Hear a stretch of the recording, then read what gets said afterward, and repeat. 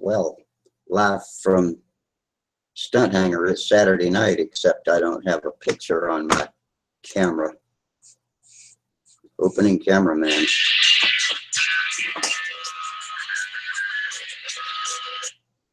Hey, Sparky.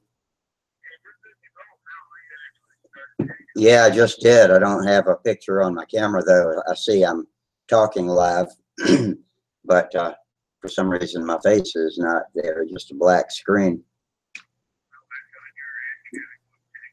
Yeah, I know. Figured that out. Yeah, let's see. Community.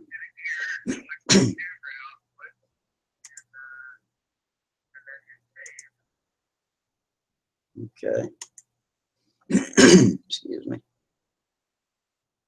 Yeah. Oh, come on, camera. Steve is signing on.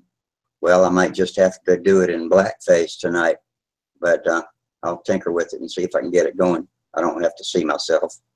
Hey, Steve, can you see my face? Can you see me?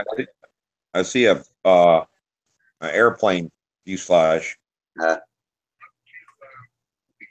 Yep, clicking the gear. Logitech webcam. That's the only one.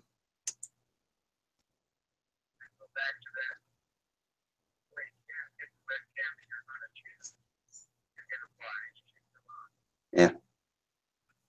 That's the only webcam that displays.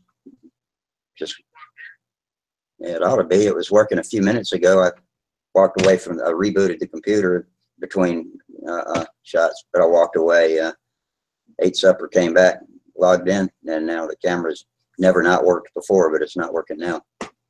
Who's all on it? Just looks like I'm the only one here. Yeah, Steve, you are. No, I haven't. I rebooted my computer. That's all I've done since the last time we were on.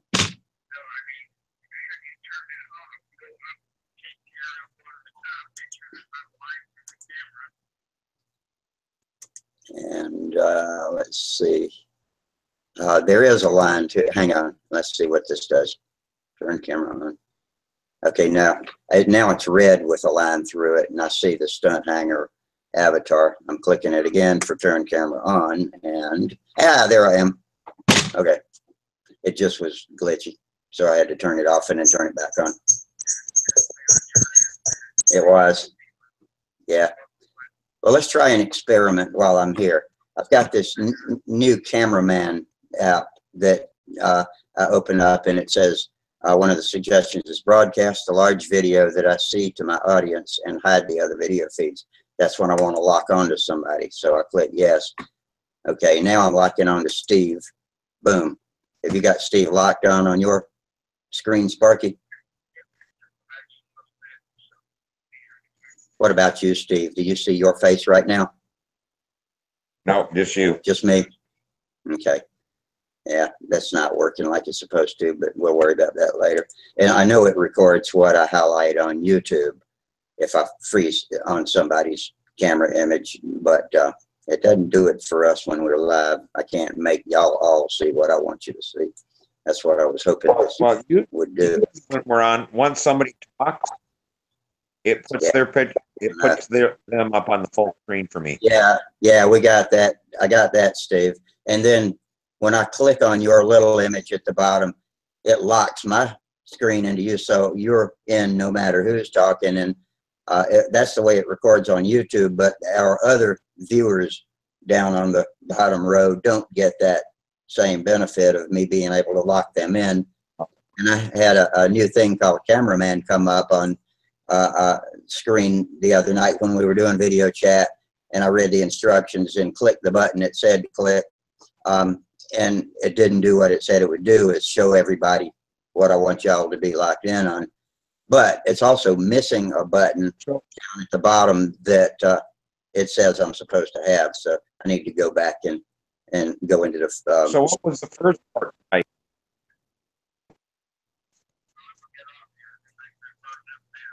Okay, Sparky, we'll talk to you later, man. Thanks.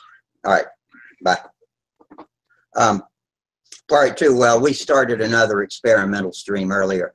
I didn't even know it was going to happen, but I looked on Stunt Hanger looking for an answer to a question, and I noticed Sparky had a Saturday Night Live posted, so I clicked on it, and it was a link, and he was sitting there broadcasting from his apartment, and Jamie Holford was in there too, and we were trying to figure out how to hand off the stream from him to me and do a couple of things like that. I had to go eat supper, so we closed it up.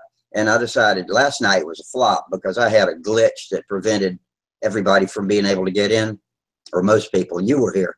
But when we signed off, there were 10 people out there on YouTube trying to get in. And none of them, we couldn't see them posting on the chat box over there, which they were. So I decided, well, hell, I'll maybe open a new one tonight. And so that's why I'm here. I'm just in case anybody, missed it last night. Maybe we can get a few people. If anybody noticed, I posted the links.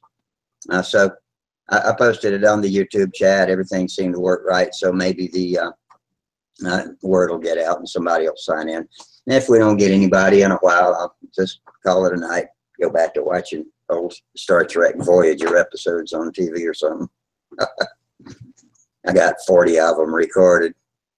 I love that Star Trek Voyager. That's my favorite of all the Star Treks. They do more science fiction, real science fiction, and shooting and stuff on that show. And they got great storylines too. Oh, shit, I just poured coffee all over my chest. Hang on. Got to get a Kleenex.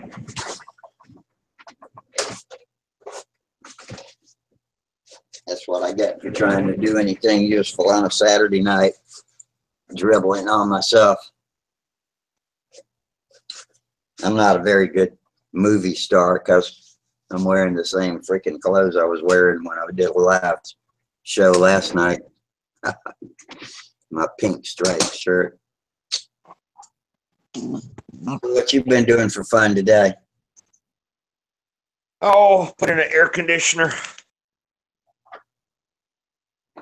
So ran all the tubing and electrical and stuff like that. Got that going for. Well, this Pat, he won beginner this year, but that's where Samantha flies and stuff at his house. We got that going. I'll let you see if I can get this to work. Come on.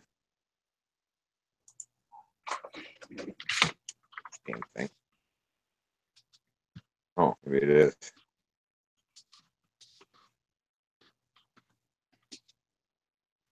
There's what Samantha did tonight so far. We ran out of sticky things.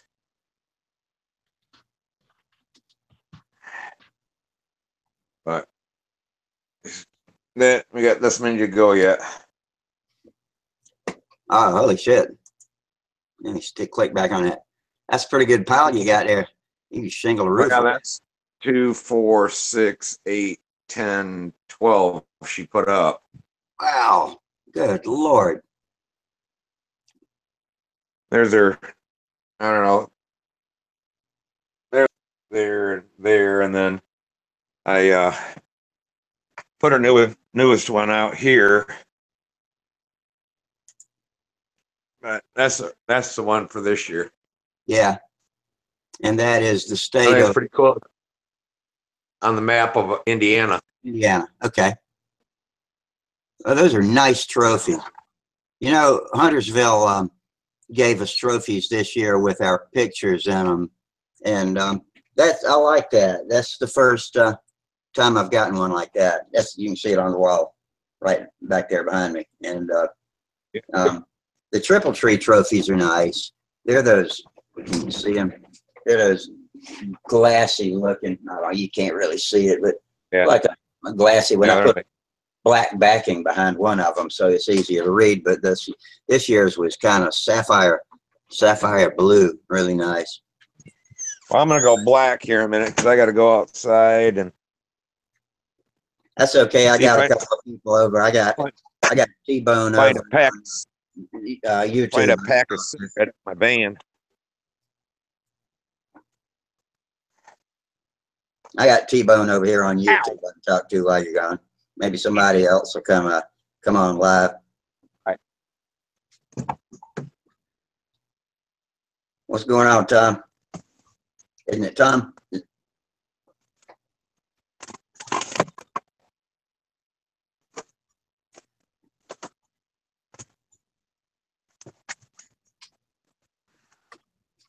Okay, I'll type you a message.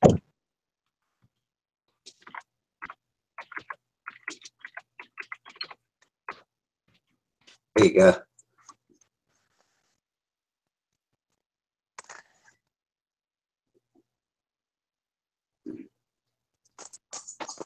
See how many visitors we've got. No, we got 4 viewers, so I gotta say something. If we had Oh, okay, I'm back in now. Oh, okay. I was typing over there to T-Bone. I don't know if he's still watching us or not, but yeah, we got 4 viewers, so I just can't sit here without talking. That Trexler's on there? Is that T-Bone? No, I think it's Tom. He told me his name the other night. I don't know if he told me his last name or not, but I think it was Tom, but I can't really remember. Oh, okay. I know Trexler goes as T-Bone also. Well, I don't know. Seems like I don't know. That's Jeff, right? Jeff Traxler. Yeah. Yeah. I've talked to him a couple of times. He sent me some maple beams for my half-A planes one time. He was cutting them up and sent me a big old pack of sticks. That was pretty nice. And we had a bathroom redone. You know, most of those drawers and stuff are maple, the sides and backs of the drawers. And so I saved a bunch of those, and I can cut them up for any kind of hardwood maple beams.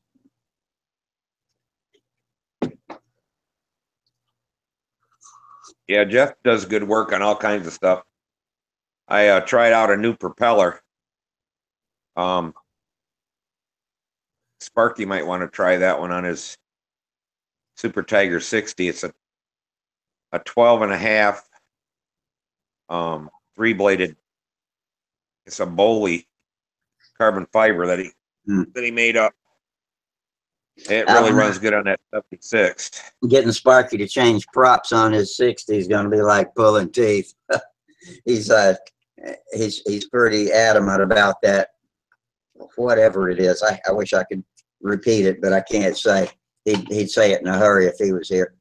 Whichever prop is the only one that works. Oh, yeah, it's wide 13.6. God, I can't think of the name of it now. Not a Zor, I don't think. No, they don't even make them anymore. I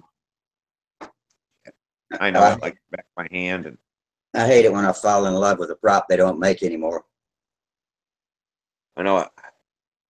That's why I gave him them couple from China to see how they work, and then I got this one from Jeff. Well, we tried to make up that one from China, but it was so flimsy on the tips that when he tried to mold it, it just wouldn't mold right.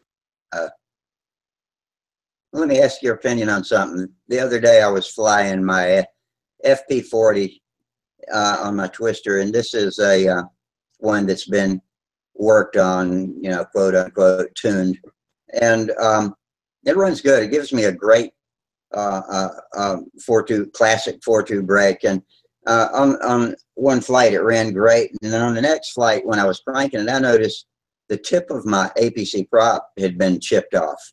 I'm like, oh fuck, well, it's out of balance, but wasn't a big chip, and I figured, you know, it ain't gonna hurt anything, so I cranked it up and flew, and it ran lean. And you think a tiny little chip, I mean, talking about 1/8 of an inch off the tip of a prop would cause me to go from a solid 4.2 brake on one run to a balls out lean run on the next flight. Yeah, you can foam the tank. Yeah. That vibration does more than mess with the engine. It foams the damn fuel. What about the other possibility is that this spinner was in a wreck one time. It's a metal Dave Brown aluminum cone type spinner, and I straightened it out and put it back on. You reckon that could cause inconsistent runs? Yeah, it might. You know, anytime that you got vibration, Yeah. that can mess up. It's like if you hard mount an engine to a bench, you know, your bench of steel. You know, I got a steel one. You get the RPMs on that, and that thing will run like crazy. You stick it on an airplane, and from the vibration, it'll lose RPM and stuff. It'll run different. Hey, T-Bone's back. He's Tom Luciano. That's who he is. Oh, okay. Hey, Bone, what do you call yourself on Stunt Hanger? Are you a member of Stunt Hanger? See if he'll type us a response to that. And for anybody watching, the link to this live feed is up at the top of that YouTube chat box, and I'll post it again down at the bottom too. Let's see, Control V and send. You know, there's a fresh copy of the link if you want to try to come in with us live. And you got to be signed into Google so that Google Hangouts operates. Google Hangouts has to be. I never get in off of YouTube. I always got to go at the bench. I think a lot of people can't seem to find that at the bench thread, because everybody last night was typing, "There's no link on Stunt Hanger," and it was posted right there in the at the bench. But it's not the open forum. It's not any. It's its own forum. It's in the live streams forum called At the Bench. But I can't get. So today in the open forum, I posted a link to it, and hopefully some people will help get that figured out. Okay. But yeah, I always got to go at the bench, and then I get in just fine. But I never could get in on YouTube like they say you can. Oh, really? With Sparky and everything, and he's like, "Well, I ain't blocking you. You should be able to get in." If and then once they started posting the bench, if you go to Sparky's channel while we're broadcasting, can you see us talking in a YouTube? Yeah, I can talk, but I can't get in. Over to the right of that, don't you see a chat box for typing messages? Yeah, mine's at the bottom of the screen. It says chat, and I can type them. But there for a while, nobody was seeing that or whatever. Do you see the link that I put in that chat box? No, I've never seen it. I can log out and try to go that way and see what's going on. Okay. See if I can see it there. It doesn't matter. Well, if you want to, I'm just curious. But right now, the chat box has got the link. Then it's got several posts between me and T-Bone Tom, and then I just posted the link again, and it's the same link that's in At the Bench. So I was just curious if, for some reason, some people can't see that link over there. I'll hang up from here, and I'll go there and see if I can get back in. Okay.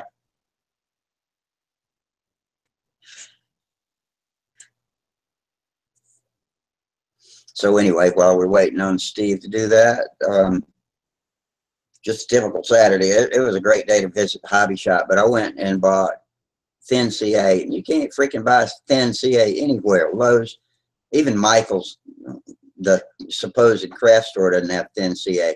You can get 5-second, but that's as thin as they got. And so I finally went out to the hobby shop today and drove 30 minutes to it and got a bottle and spent $9, brought it home. And now later I realized I bought Foam Safe thin CA. It's Great Plains brand. It's not even BSI. And so I posted a question on Stunt Hanger asking if I could use it, because I hate to spend $9 on something that's no good. And so I'm waiting to see. So if anybody wants to come in here and tell me their thoughts on using foam CA in place of regular thin CA, I'd be interested. And so yeah, I kind of blew my Saturday. I was hoping to get a great shop day, but we stopped by the farmer's market and picked up a lot of nice fresh fruit. Got blackberries, plums, and squash, and some peanuts to boil and all that kind of stuff. And then I got a craving for some Captain D's fried fish and chips, and slammed a whole box of fish and chips and took a nap, went to sleep, woke up, and it was dark outside. So damn, Now, here I am. So, okay, Steve's back. What do you think, Steve? Yeah, it worked fine, Rusty. Oh, really? It did? When I went on the chat, yeah, it was there. Yeah, it worked fine. Okay, good. I'm glad to know that works then. And I've gotten better Yeah, about so anybody should be able to. Yeah. I've gotten better about my sequence of events. When I first started doing this, you know, I didn't have the hang of when to go ahead and post the links and start the broadcast and all that. So I would sometimes forget stuff, but now I think I got my routine pretty much figured out, and all of this is working pretty well, except for last night where something just went wrong and I messed up. But anyway, I'm hoping some of the people that missed it last night will come in tonight. But so far it's just me and you. Something going on too, because the voices and the pictures didn't match up. There was a delay in that. I think we had two different streams being recorded at the same time with the same content, but one of them started about a small amount of time behind the other one, and we were probably talking on the later stream. So, but yeah, and that's the chat box was only associated with the other one, so I didn't think anybody was posting in the chat box. And after we sign off, while people are still watching, it'll still show them chatting until the last one of them signs off, and then it goes to the archives. Okay. And I watched them, and they were all, "Oh, Rusty forgot to post the link," and all that. So I was like, "Ah, shit." So I went on Stunt Hanger and told everybody we'd had a malfunction, but nobody's looking. You see it on these news programs, they're talking with somebody on cell phones or computers, and it ain't no better on there, I can tell you that. Yeah, it's not. You can always tell when they're using an internet to connection to broadcast news feeds, because they're out of sync. It's just not as much bandwidth. Yeah. It's doing it right there in the studio when you're connected directly to the cable and the antenna. Stingray 1, 18 Stingray 1. What are you going to put in your P40R, Rusty? Well, I had planned, and I probably will stick with it now, to a pretty nice FP40 that I've got. However, one of my buddies over at Cox Engine Forum sent me a pair of LA46s that look good. They need cleaning, and so I'm going to take them apart and chunk them in a jar of old fuel and just let them soak for while I finish building the model, or putting the model together, I should say. And then I'll decide for sure. The FP40's got a broken corner on the mounting tab. So I'm either going to put a clamp mount, a bar clamp mount, or I'm just going to use a short bar and put the threaded inserts in the right place for the holes on that motor, because the FP40 and the LA46 both have the same footprint. So one way or another, one thing you can do is take one like aluminum pad or whatever, yeah, and drill it for the holes to be in the right spot. Yeah, and just set that over that. It yeah, that's what. Yeah, it doesn't have to be a pinch. It's just like a big washer then. Right. Yeah, exactly. That's kind of, I'll either do it like a bar across both holes with, or just one over the one, because it's a big, I got a big thick, you know, it's like 3/16 or 3/16 thick piece of aluminum. Yeah, I might have a thicker one. The guy from Australia, he's going to do another run of ABC pistons and cylinders for the 46. Oh, really? I think I'm going to put in for one. All the LAs are ABC or ABN, aren't they? Yeah, he's going to make the true ABC ones, I guess. I know he's shipping them out now. I haven't heard anybody run them yet, but yeah, I guess with chrome, not nickel. I guess I think chrome's better than nickel. Yeah, I got one of them for a Fox 36 Combat Special, and that thing is nice. Yeah. It really is nice. Yeah, T-Bone Tom says he's putting a 46 in his P40. How far along are you on the P40. Have you already got it built, Tom? One YouTube question. We'll get an answer in a minute from that. So, okay, yeah, and Stingray says ABN for the LA-46s. So, am I right that all LA-46s come from the factory as ABN? Yet your guy is putting re-chroming them with real chrome, right, Steve? Yeah, Brian Gardner. He's on the forum all the time. I guess he lives in Australia. I remember the name. Yeah. Yeah, he's doing another batch of the, so if anybody has old LA-46s, can update them like that and, be like brand new again. Yeah. You just can't, you ain't going to make them ever again. I'm typing. But it comes with a piston, the rod, the head, I think, and all that. And I know that, trying to remember what other one he did, but he actually uses the porting for Randy Smith's Aero Tiger 36, the angle and all that. But I forget what one he did and put all that in there. Let's see. We got Stingray asked me if I was building my P40 box stock and wrote back, yeah, close, new CF controls and real hinges. And let's see, Stingray says he's got 2 Gardner ABC sets already, 18 Stingray 1. And T-Bone says contest in the morning, talk Monday. All right, Tom, thanks for coming in, man. We will see y'all later. And he says his P40 is in the almost finished mode now. So are these Brodak P40s, or are they the RSMs, or? Let's see, mine's a Brodak, and let's see, did Stingray say? He just called it a P40, so I don't know if his is Brodak or not. But anyway, okay, I appreciate the YouTubers communicating with us. And we've got 6 viewers. So you guys watching, let me ask you if you would do us a favor. If you want to, there's a link underneath the chat box with a $sign on it. I know.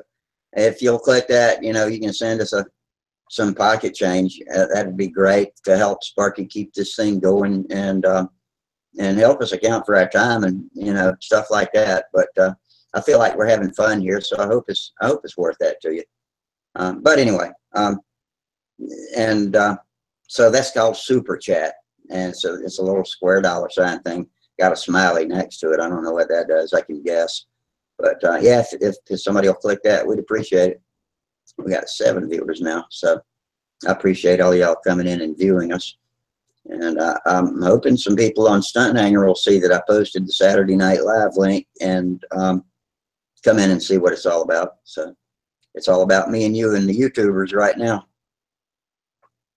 Yeah, just got to get them to click on there and come in on the stream or whatever. Yeah. Live stream. T-Bone answered me. It's a Brodak ARC, A-R-C. In fact, okay, cool. Before I got my new Cardinal, which I have just opened the box on, I was thinking about getting an ARC, but I had heard that Brodak didn't make an ARC anymore, and I didn't want an ARF, so I went ahead and bought the kit. And my hands are so gnarly now. I was worried about building another kit, but I figured, might as well give it a shot, and it'll take me a while. But I'm glad I got the kit now. And so as soon as I finish this P40, probably next week, then I'm going to get started on that Cardinal kit. I'm looking really forward to flying that. But I bet it'll be the May contest before I get to compete with it. But I got my Twister. This thing's great. It flies like it's the best flying stunt ship I've had so far. This is a Walton Twister with the big fat nose on it. Well, guys, I gotta go. I'm burning up a bunch of stuff in a burn pit or whatever, and so I gotta go there and restoke it again. And Yeah, or either that or make sure the neighbor's house isn't going down with it. Yeah. I just got so much stuff, yard waste and branches down and stuff like that. I'm trying to burn them all up, get them out of Yeah. there. Okay. Well, thanks for dropping in and keeping me company, All right. Steve. We'll see you later, Yeah. man. I'll talk to you a little later. Yep, Okay. bye. Good.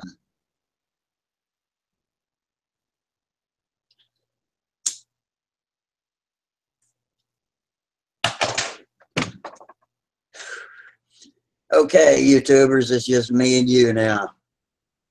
So, can anybody join? Have y'all tried? Let me put the link on again. Is anybody willing to click that link and see if you can get in here with me? Or if not, tell me what happens when you do click it. I know that you have to be signed into Google. And if you've got Gmail, you probably already are. Oh, here comes. Oh, man, to my rescue. Charles, you heard my pleas. You must have been one of the 6 viewers. Hey, I just saw your email. I've been gone all day. And so I was hoping you still was on. So Did you hear me pleading for company? no, I didn't hear that. I missed just that. a total coincidence, huh? Okay. Coincidence. All right. Well, we must be on the same wavelength all the way across the country. Thanks.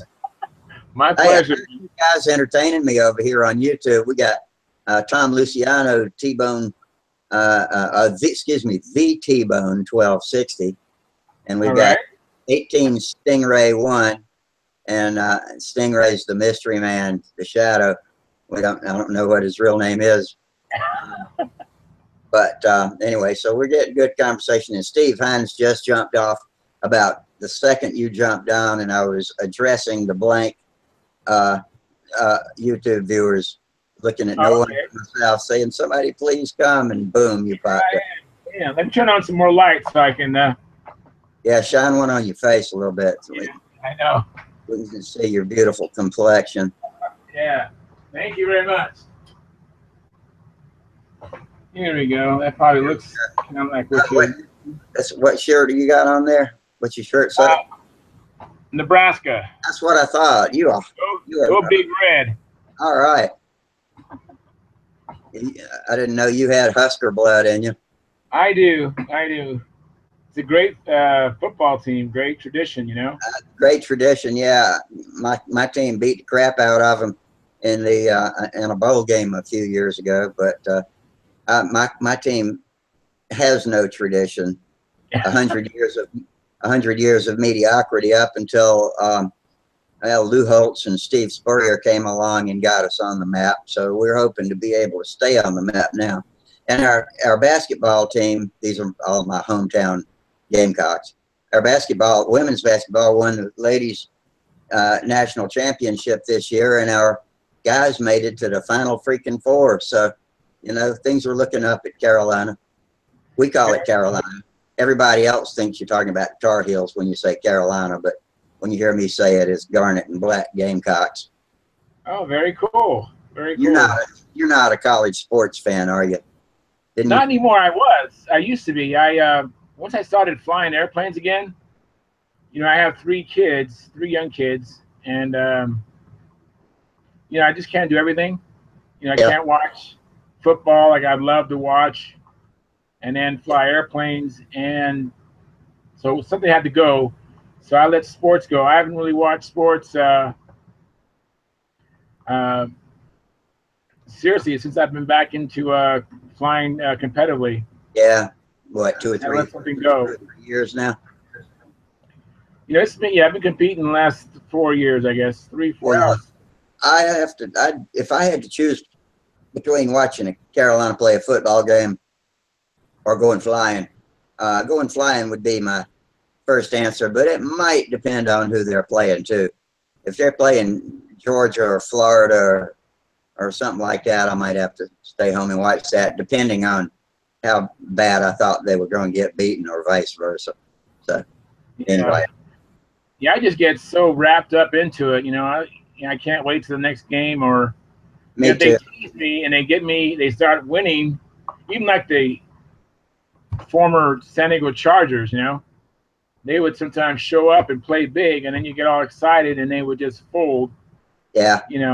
Down the road. And so I got tired of that, But Nebraska, when I was watching them, they were winning championships. I mean, it was like in the 90s. They were the team to beat in the 80s and 90s. Clemson, South Carolina played them and beat them.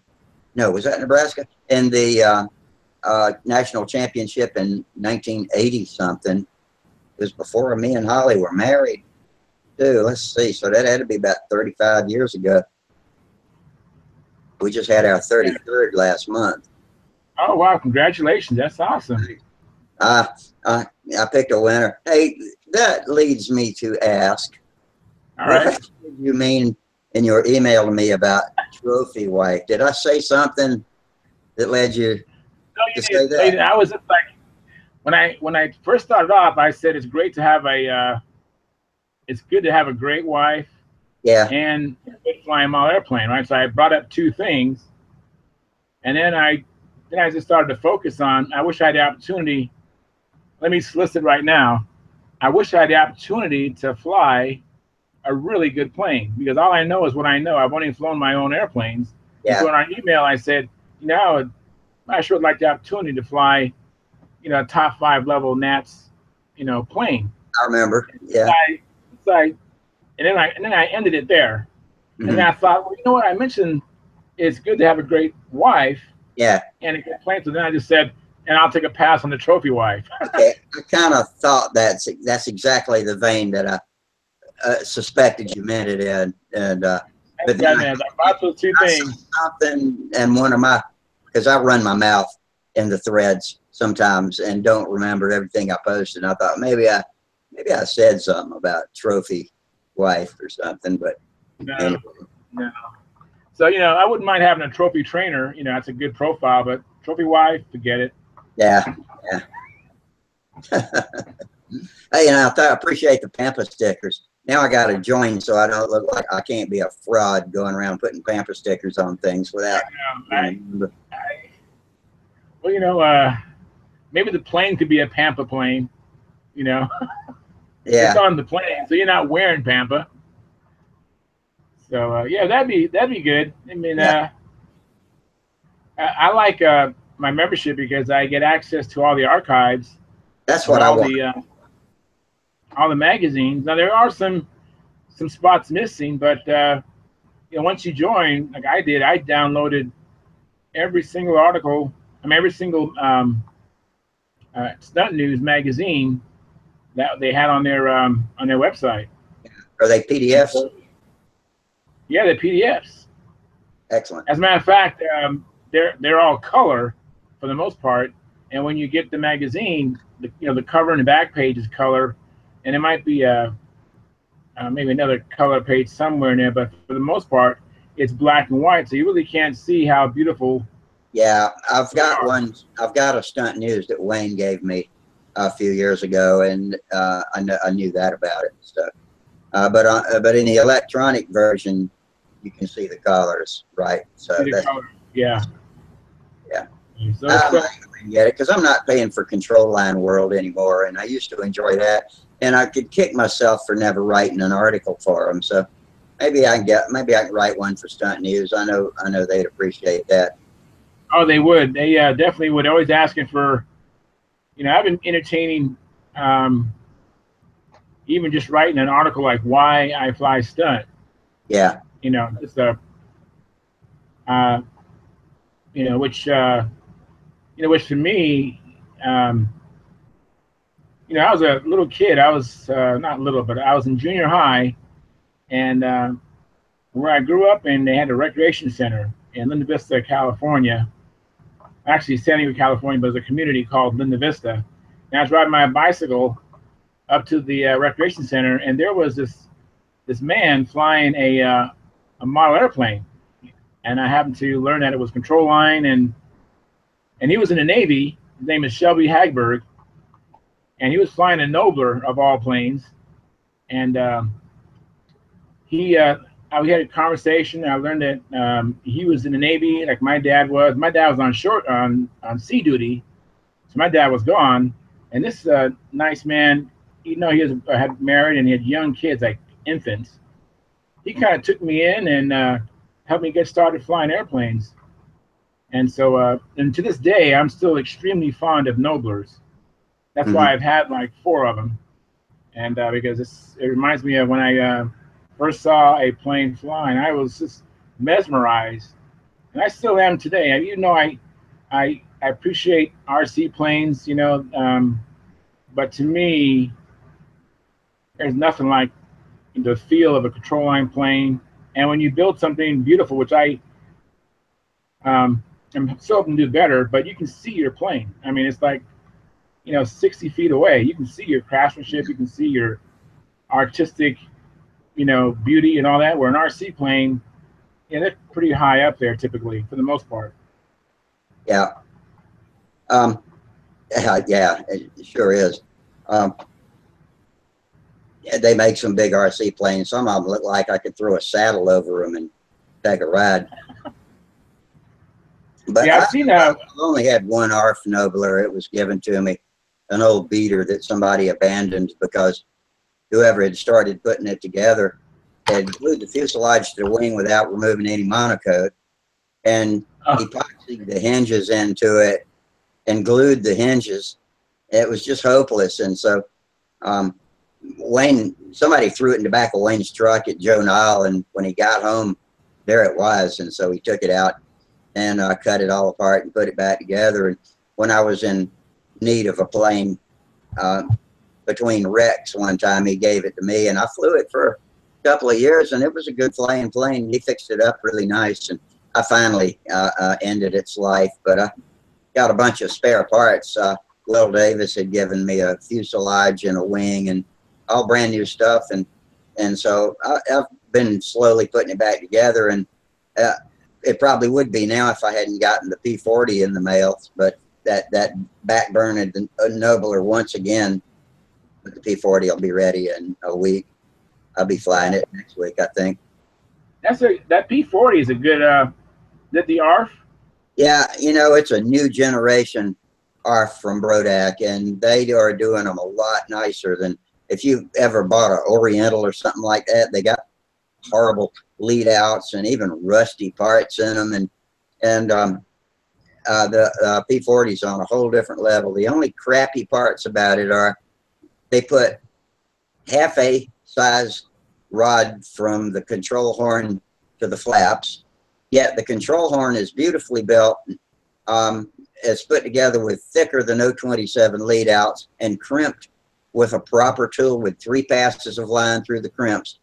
So no need to cut all that apart. And the only really bad thing about that plane is, other than that, is the long control rod. And it's made out of crappy pot metal that you solder together with a solder coupler, and you use a soldering iron to adjust the length of it. So all that I'm replacing, but the rest of it is top notch. So all the fits, the wing root fits the wing perfectly. Everything's dead straight. There's not a twist or a curve or a bow in the fuselage, which amazes me because it's hard to pick up any piece of balsa without it being a little bit bowed. But I'm impressed. So it's going together really nicely. Well, what color is yours? It is the coffee colored camo and green. Okay.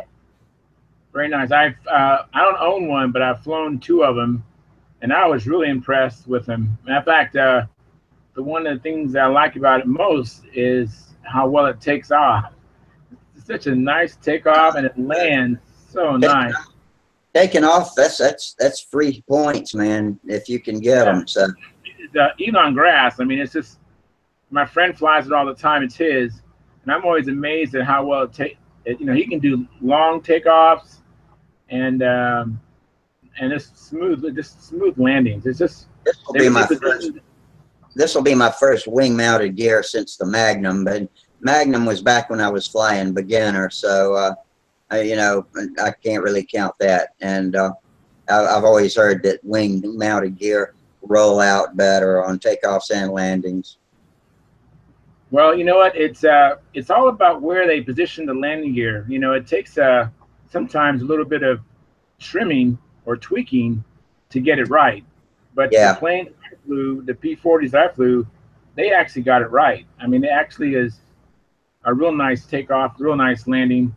And you know, the other thing I forgot to mention is that I also love the silhouette.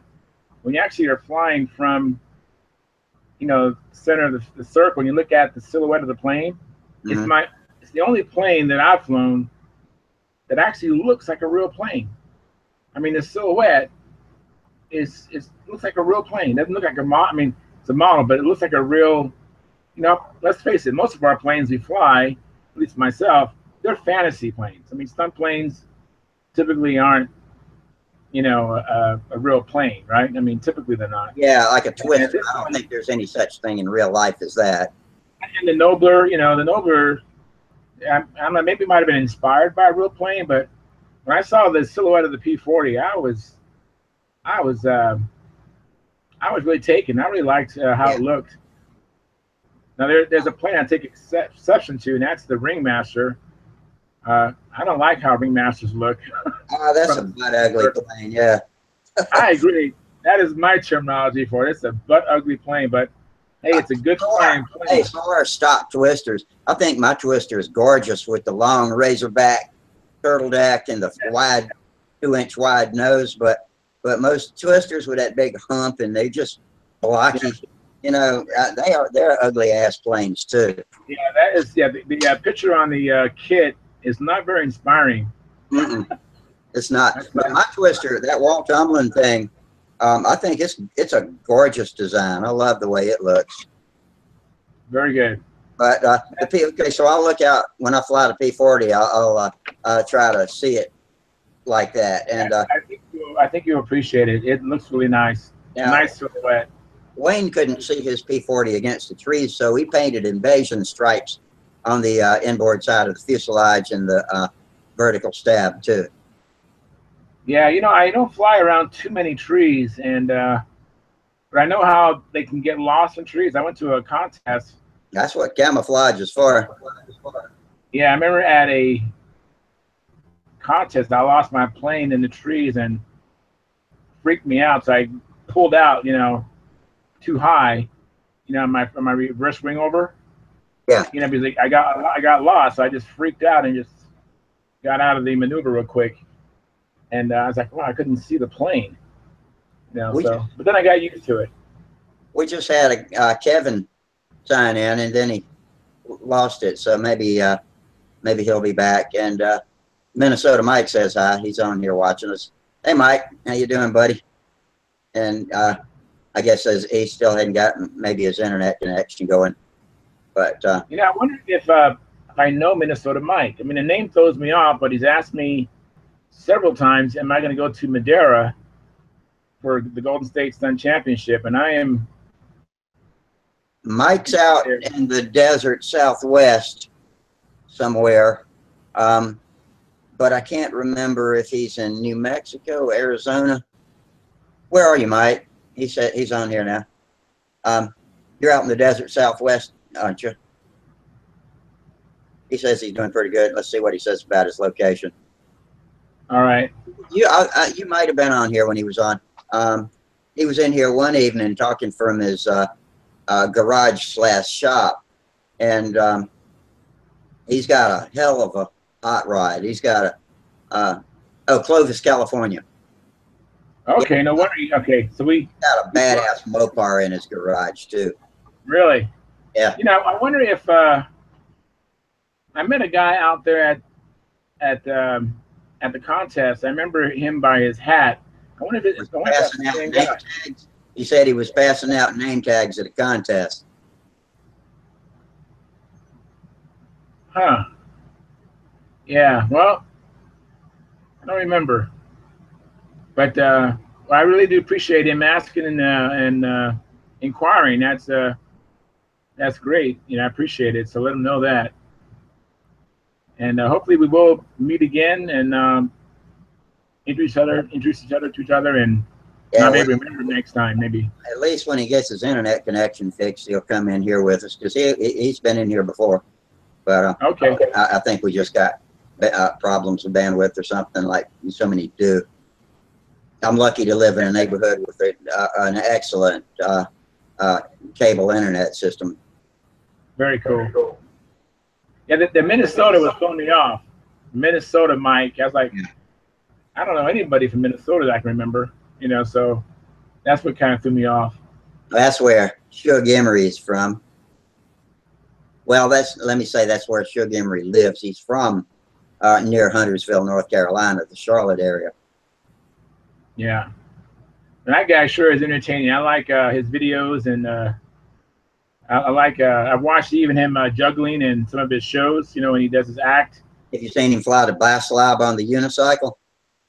Yeah, I think so. Yeah, I've seen a lot of his flying videos. He's matter of fact, I had shared with him that you know, he always would inspire me because we was both at the same level, and I'd watch him fly, and I've always hoped that we could compete. You know, against each other someday. When he started flying control line, he hit the ground running, boy. He got in a hurry. But, you know, somebody like that, a professional ringling circus clown and all the stuff, you know, that he does on stage, and he's continually practicing, and he's an extremely physically fit, capable, athletic guy. And so, you know, he's good at everything he does like that. Yeah. Yeah, I still like to compete with him. Yeah. So when he went to advance, I was still flying an intermediate. I mean, I could have went to advance then myself, but I just held on a little bit longer.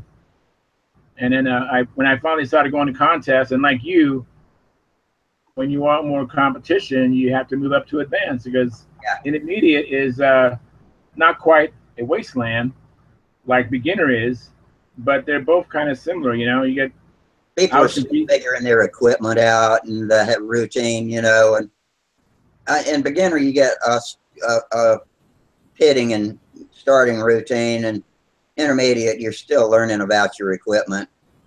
And I think I'm ready for it. I'm ready for advanced now. I fly ugly patterns, but I don't have to fly ugly patterns. I made a handle adjustment the other day that made a huge improvement in my inside pullouts, bouncing and high.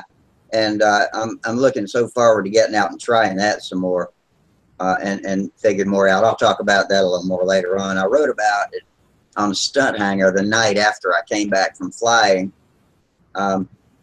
Did you read my flight report on Cox Engine Forum? I read that. Thank you very much for sharing that with me. Yeah, I love those guys. That's a great forum. It's you know, I made a bookmark, so I'll be checking that forum out more often.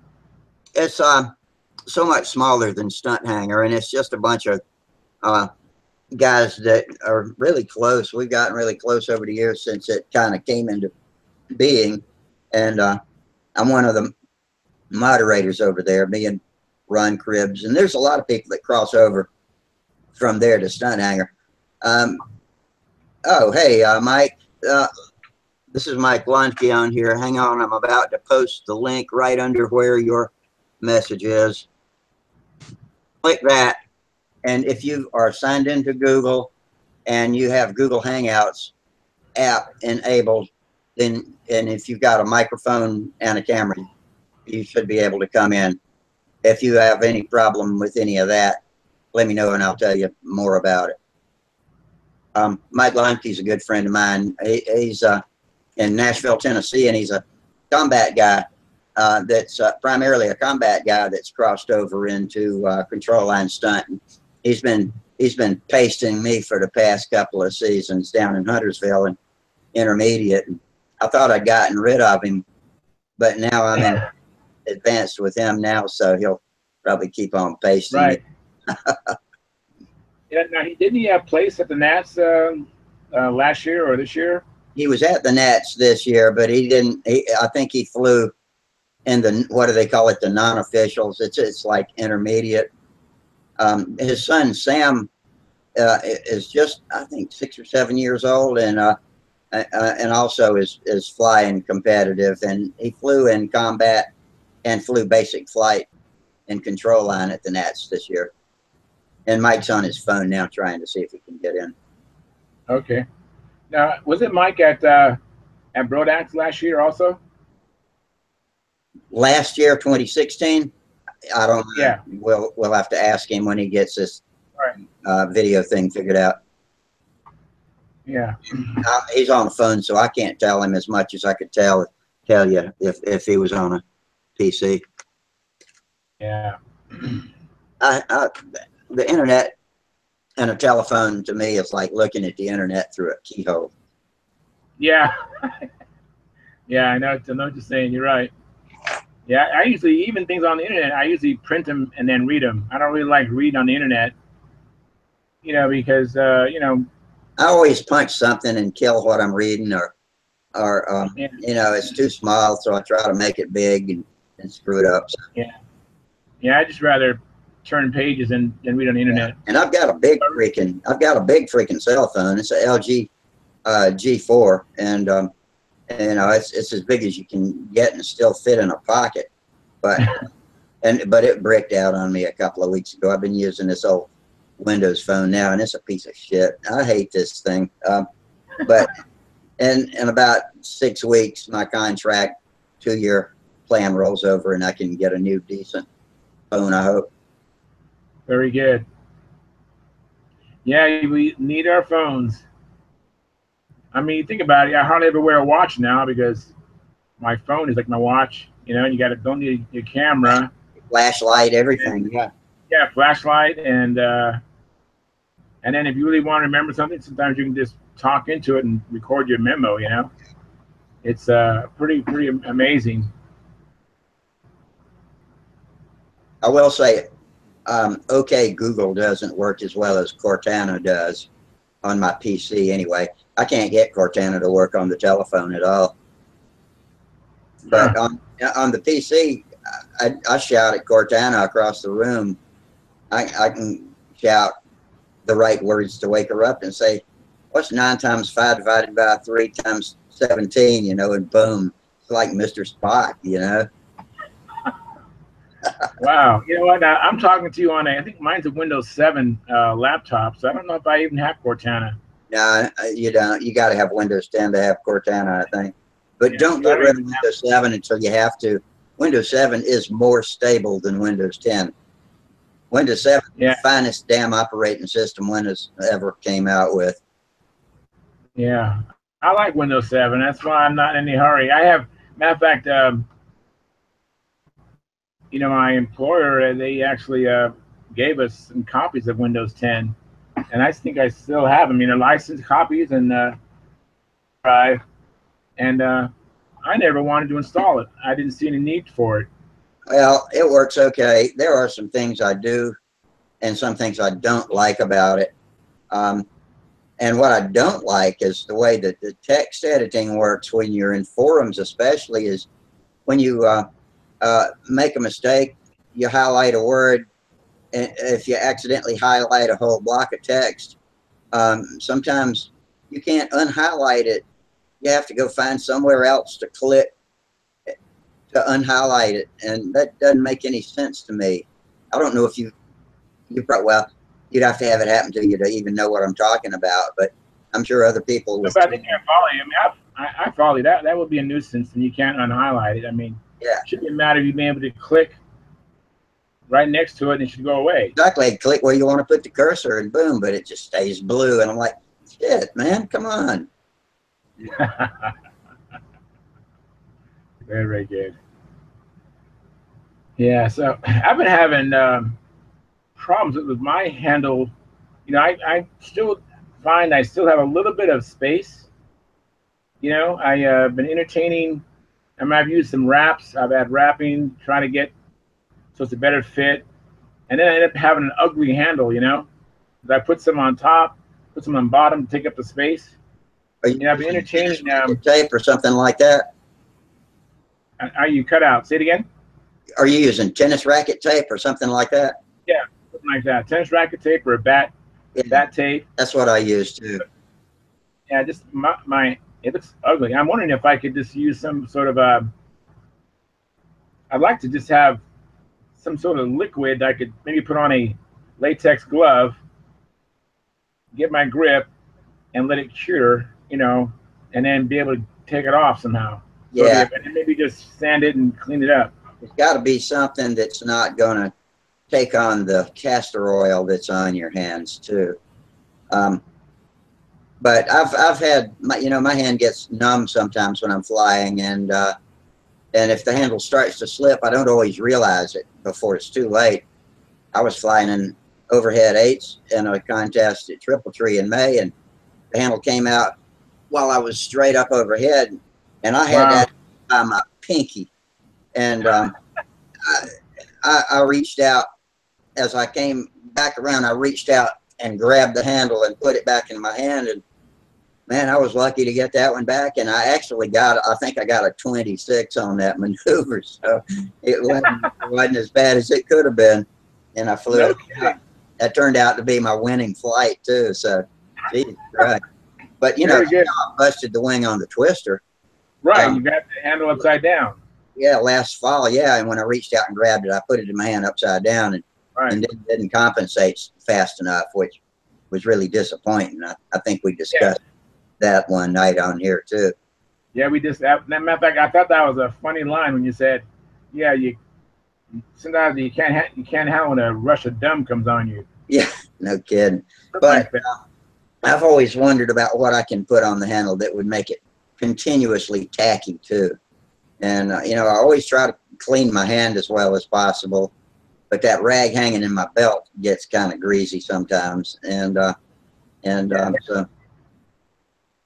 Yeah, maybe we should get that stuff they used to use in the NFL. Remember, there was a guy who was infamous for that. He was, I think, a Raider cornerback. You remember that guy? Put so much stickum on his hands. Yeah, he just dripping pine tar and stuff. But I don't remember who you were talking about. I might remember that was back when I used to watch the Raiders. Hey, Mike, we see you. I'm going to type that too in case you can't hear me. Yeah. There's got to be some solution for that. That would definitely help. I probably should talk to some expert pilots on how to get a really good fit. They must have it figured out. I just asked Mike Lunke what's happening with his logging in. So Mike's still with us. I think he's trying to get on here. Oh, he says, Sam is 8 and I'm a dumbass. Can't figure out how to get on. Hey, if you're a dumbass, you're in George Brett had too much pine tar. If you're a dumbass, you're in good company, Mike. So, but you can't be a aero modeler and be a dumbass. Those are mutually exclusive. Very good. Very good. That's funny. Are you starting to file on Rusty's sayings? Oh, I need to. Right now, I just know of 2. That Russia dumbass comes on you, and then you don't want it to appear like we're a bunch of monkeys trying to fuck a football. I thought that was so funny. Yeah. I don't say that word, by the way, but that was just so funny. We can drop it once in a while, but we try to stay pretty much living room friendly. But if you can't take an F-bomb once in a while, then go find a life. Yeah. Sometimes some words are just plain useful. Right. And that one works in. I think. Go ahead. That's just, I can't think of the actor's name now. Pulp Fiction, big black dude. 3 names, not James Earl Jones, but. Are you talking about Samuel Jackson? No, Samuel L. Jackson, yeah. Yeah, it says his favorite word in the whole dictionary, I heard this in an interview, motherfucker. I don't know if that's really in the dictionary. It's in his dictionary. Yeah, it's in his dictionary. Pulp Fiction's got to be the best movie ever made. It's a good movie. I watch it. I know a lot of people just love that movie, and I don't know. It's I've rewatched it trying to see what everyone else sees in it. But it definitely is highly acclaimed, but I don't know. It's just okay to me. It's a horrible But universe. I mean, I would not want to be a part of that universe that they're in, but yeah, unfortunately, I am, and it exists real too close to me. But you know, still at the time it came out, and I don't know, the way it struck me is just freaking hilarious. It's just so shocking so many times. It's one shock after another. It's just I can't believe I'm really seeing this. Like when he jams that syringe in the girl's chest. Oh my God. And almost had to leave the room. I need to watch it again. I don't remember too much of it, I guess. I need to watch it again. But the movie I really like a lot is I think it's called Family Man with Nicolas Cage. That's one of my favorite movies. I just love that movie. So I'm sorry, I was typing. Say it again with Nicolas Cage. Family Man. Oh, I don't think I've seen that. I'm typing Mike Lonke a message here. Sure. I'm typing. I'm writing to go to your Mike. Go to your Google homepage. I'm gonna grab me some water. I'll be right back. Okay. And let me KNOW. Ah, shit, I can't type it. When you get there. All right, Mike, go to your Google homepage and let me know when you get there.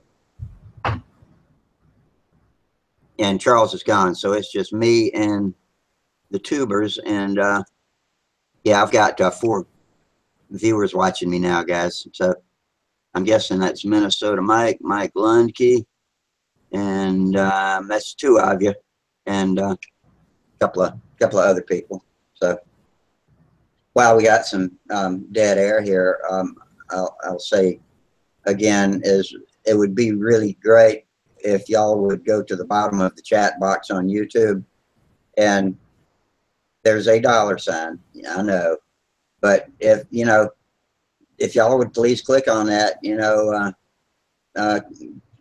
little shame for the pocket to help pay for the servers and all the stuff it takes for Sparky to run this stuff, and you know, the time I spend and all that to get on here. And I'm hoping we're making it worth your while. We have some fun chats, and so, you know, that'd be cool.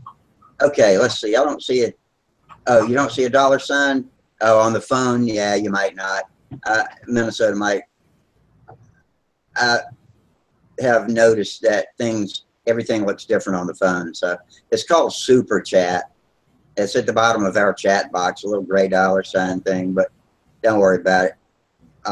Anybody that does see it, though, I think you can put in, like, it's preset to $2, but I think you can put in 50 cents or whatever if you want. I don't know how it works. I haven't actually done it either. So, but anyway, mercy. My coffee cup is running empty. I like Charles's avatar there. I'm not sure what kind of plane that is. I wonder if that's a Strega. No, I don't know. But I'm just going to take a break and let the air be dead for a minute. We got 3 viewers. I went out and bought some carbon fiber today. I wanted some carbon fiber tube, and I wanted some that was 0.125 wide, and I wanted some, which is 1/8 of an inch, of course, and I wanted some that was 0.156 wide. Let's see, that is 30 seconds, 5/32 wide. And of course, he said, well, I got 157. On the phone, I thought, well, that's it, you know, but I went out there and then it wasn't in the rack. Of course, I drove 30 minutes to get there and it wasn't in the rack. And I bought some that was bigger. It was let's see, what size was it? Oh, it was 0.196. And I'm like, 196? What kind of size is that? And its primary dimension is inches, and millimeters. But what kind of fraction of 196 is? I got thinking about it, and I said, well, that's like 54, 250 something. You know, it's not even a machinist measurement. So I don't know where they came up with a size like that. And its metric measurement is 3.5. It's 5 millimeters. Okay. In parentheses, 5 millimeters. Maybe that's its primary measurement domain. But that's odd. I wanted something I could stick a piece of .125 brass tube in. I like to take a piece of brass tube from my control linkages and take this 30 seconds tube and take a piece of 1.5 inch brass tube and punch holes in the back half of it, and then thread with a 440 the front half of it, and then take JB weld and slather up a piece of 440 threaded rod, screw that into it, and then take the whole thing, even the back part that I punched all the holes in, fill all that up, cover it with JB weld, stick that in the inside of the carbon tube, and when that hardens, then I can screw ball link onto the end of it. Of course, I sleeve it on the outside with a collar. But when I came home, I found out the inside diameter of this stuff I bought is just barely shy of 125, freaking eighth of an inch. And so I can't do my little trick with it there. I got to find another way to hook a fastener onto the end of it, or coupler for my control horns and stuff. So, and on top, to make insult to injury, I got bought a $9 bottle of CA and looked at it closer, and it was foam safe CA. So now I got $9 worth of stuff. I don't know if it's good enough if I can use that on balsa or not. What do you think, Charles? I don't know. I've never used it. I've been wanting to buy some because I did have a foam wing at one point. Matter of fact, I have an imitation which has a foam wing, and so I just haven't had a need for it yet. But I don't know. I have no idea. But you know, for composite, I found this place on the internet called the Composite Store, and they sell all the different shapes and sizes of composite. Yeah. Did you say anything about that on here the other night? Somebody pointed. I don't think so. That wasn't me. Okay, I bookmarked it, and I can't find it right now because I got too much going on. But it's a great place to buy CF tube and all that. I have a file here. Yeah, I have a file here. It's the Composite Store, and Okay. yeah, I bought lots of stuff for them. That stuff is expensive too. Be prepared for that. I love 21st century building materials. Yeah. Carbon fiber is just wonderful. And the thin, I don't have my tubes over here, but it's a thin tube. I mean, it's less than 1/4 of an inch, like I said, about 5/32 outside diameter. And when you build it up like I was just talking about, put ball links on each end of it, and then put a nice 3/32 aluminum sleeve at each end to keep it from splitting, and then hook that up. If you're aficionado of control on airplanes, is really attractive. Okay, Mike's on. He got Google Hangouts installed on the phone, but can't find his Google account. Doesn't really use it. So, yeah, okay. Mike, whenever you get your password and all that figured out, but he says he's going to. Just chat with us on YouTube for right now. And okay. Hooked on. What do you mean hooks on? Anyway, Mike says hooks on. Hooks on. Hooks on. I don't know. But how do you make control rods, Charles? Just like how Wendy Wanowski, I'm kind of like a Wendy Wanowski student. You know, I just pretty much, I mean, I love Sparky too, and as opportunities arise, I'm definitely going to look at the way they both do things and pick which one I want to do at that time. But for the most part, when I need to do something, you know, I have a whole library of Wendy tapes. Like I have the whole Strega when he built the Strega. I know it's kind of old, but the technology is still the same. And so how he does it is basically how I've done it. You know, but I like. Matter of fact, there's an article in the I think the newest Stunt News. There's a feature on how to do exactly what you're talking about, and it sounds kind of similar to what you described. You know, where at the end you do put like a aluminum cap over the end to keep it from splitting. And I'm definitely going to do that next time. But I typically will roughen the inside of the tube. You know, make sure I rough it up really well, and then rough the end. I get the ends from Tom Morris. You know, those titanium ends, which are threaded. Yeah, and Eric Rule makes some nice ones too. So I'll make sure I roughen that stuff up, put the JB Weld in there, and then like Wendy does, I'll just use some that carbon fiber taupe. Is that right? Yeah, carbon fiber taupe. T-O-W, yeah. Yeah, toe, excuse me, toe. And then I will start on the titanium end and then wrap my way back, you know, using CA glue, and then go back and forth. And that's pretty much how I've done it. And I haven't had any failures. You know, yeah, even the carbon toe and CA is a good combination. Bob Zambelli actually made a built-in carbon fiber rod inside of a broken spar in my Oriental one day. When I had a broken wing on the Oriental, and he noticed it while we were flying, and so we went over to his shop, and he put it on the table and opened up the wing, found the crack, and gouged it out in the spar, and then started taking a piece of carbon fiber, carbon toe, and shredding it, and taking a few strings at a time and twisting them up, and then packing them down in that spar, and then covering it with CA and twisting more up, and then made them bigger and bigger and packed it in there. And when it was through, man, there's no way if you tried to break that spar, it would break where he put that in. It was just like it had a internal carbon fiber rod when he got through with it. Yeah, so we got really good. We got new visitors. Jamie's back.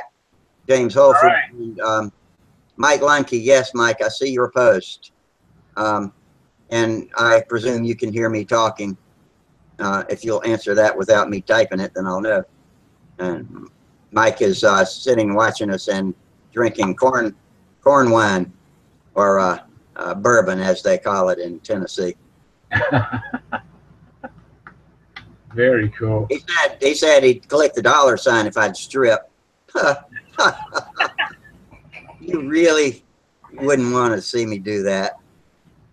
That's funny. That's something you couldn't unsee for way too long. You go blind before you can unsee that. Oh, man. Ken Colbert, what's up, Ken? That's another tuber that just joined up with us. All right, we're getting a late influx of visitors. Glad to see it. Hey, Ken, what's going on, man? What you up to, Jamie? Oh, nothing. Half asleep. What's up, James? Oh, nothing. Living the dream. Hanging around. Yeah. Man, it's amazing how much stuff costs online. I went to RSM and ordered a carbon fiber tube in the left hand and right hand threads, you know, the little, I could finally finish my Fire Cat. And it's just a shipping that kills it, man. Shipping is so much. It's like $30, practically $30 just for them 3 little parts. Yeah, I'm really fortunate when it comes to RSM. I typically will arrange to meet him at the next contest, Eric Rule, and I would kind of say, I want this and this and the other. And then, by the way, you're going to go to the contest in LA, you know? And he said, yeah. And so I usually do that to avoid the shipping. Yeah. My go-to online place is the Omni Models eBay store. I think they're part of Hobbyco. But now, if you go to Omni Models standalone store, web store, their shipping is expensive. But if you go to the Omni Models eBay store, almost everything except the really heavy stuff like batteries and all is $1.99 per order. And if you forget something and tell them before they ship it, you know, they'll just throw it into the same order. So that way, if I have to reorder something I forgot, it's not but $1.99 out of my pocket extra. Their prices are pretty good, and that's where I get my Dave Brown aluminum spinners and brass inserts and all that kind of stuff. And so try them. Go to eBay and find Omni models, and they're really prompt. They always get stuff to me within 2 or 3 days of when I place the order. Worth checking out. I've got stuff from before, some plastic models through them already. Yeah.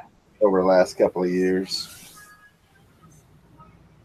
You remember on our first session tonight when I mentioned that I had accidentally bought Foam Safe CA, Jamie? Yeah. What I can't even remember what y'all told me when I asked if I could use it on balsa. So what do you think about that? I would, do it on some test pieces, just to see how it does. Yeah, I paid $9 for the bottle, so I'm kind of taking a survey. I think it might be all right, but I'll look on Stunt Hanger. I think there's some answers to my question that I haven't had time to look at yet. Yeah, I think I paid 10. Go figure, at Hobbytown for this 2-ounce bottle. Yeah, mine is that's BSI too, isn't it? I would assume. Mine's not. It's some English brand. It's a Great Plains.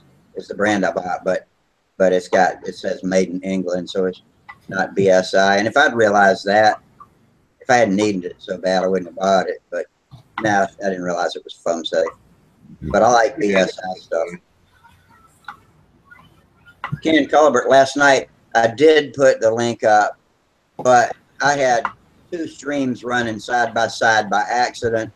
The one I was in had no posters on the YouTube side, and the link was also posted in the At the Bench thread on Stunt Hanger, and I clarified that this morning. I posted in the open forum to direct everybody to that link so that y'all will know where it is on Stunt Hanger and can put up notifications for it, so you get emails whenever I open a new thread. But the link was on Stunt Hanger last night, and it was in on YouTube. It's just that I had a malfunction that caused me to have 2 streams open, and it was just a mix-up, and I apologize.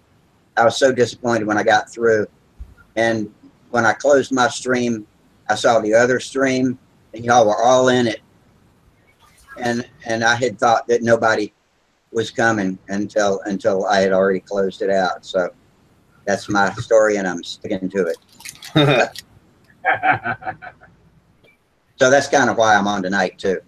That plus Sparky shanghaied me while he was doing an online video experiment.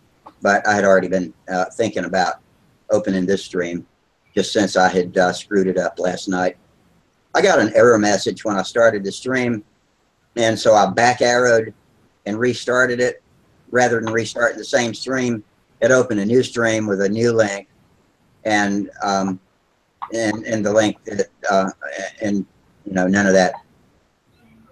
of that worked out right. So anyway, hopefully we're remedying. Live and learn. Yeah. Live and learn. Hindsight is 20/20.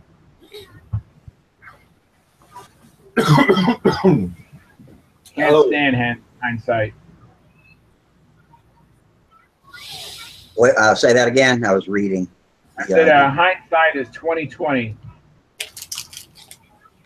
Yeah, pretty much. Yeah, I mean, I'm a terrible debater. If I could go back in time and debate all the cool stuff I thought up to say after the debate was over, yeah. But that wouldn't work. I'd screw it up again anyway. So, or they say, okay, now switch topics or switch sides. I'm like, oh fuck me, boom. There goes the F-bomb again. I'm getting bad about that, but it's Saturday night. I'm allowed on. This is Saturday Night Live, so I get an extra F-bomb. Yeah. Very good. Oh, damn it.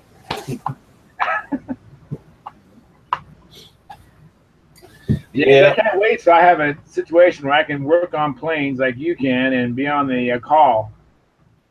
You know, I just can't wait to do that. Yeah, me too.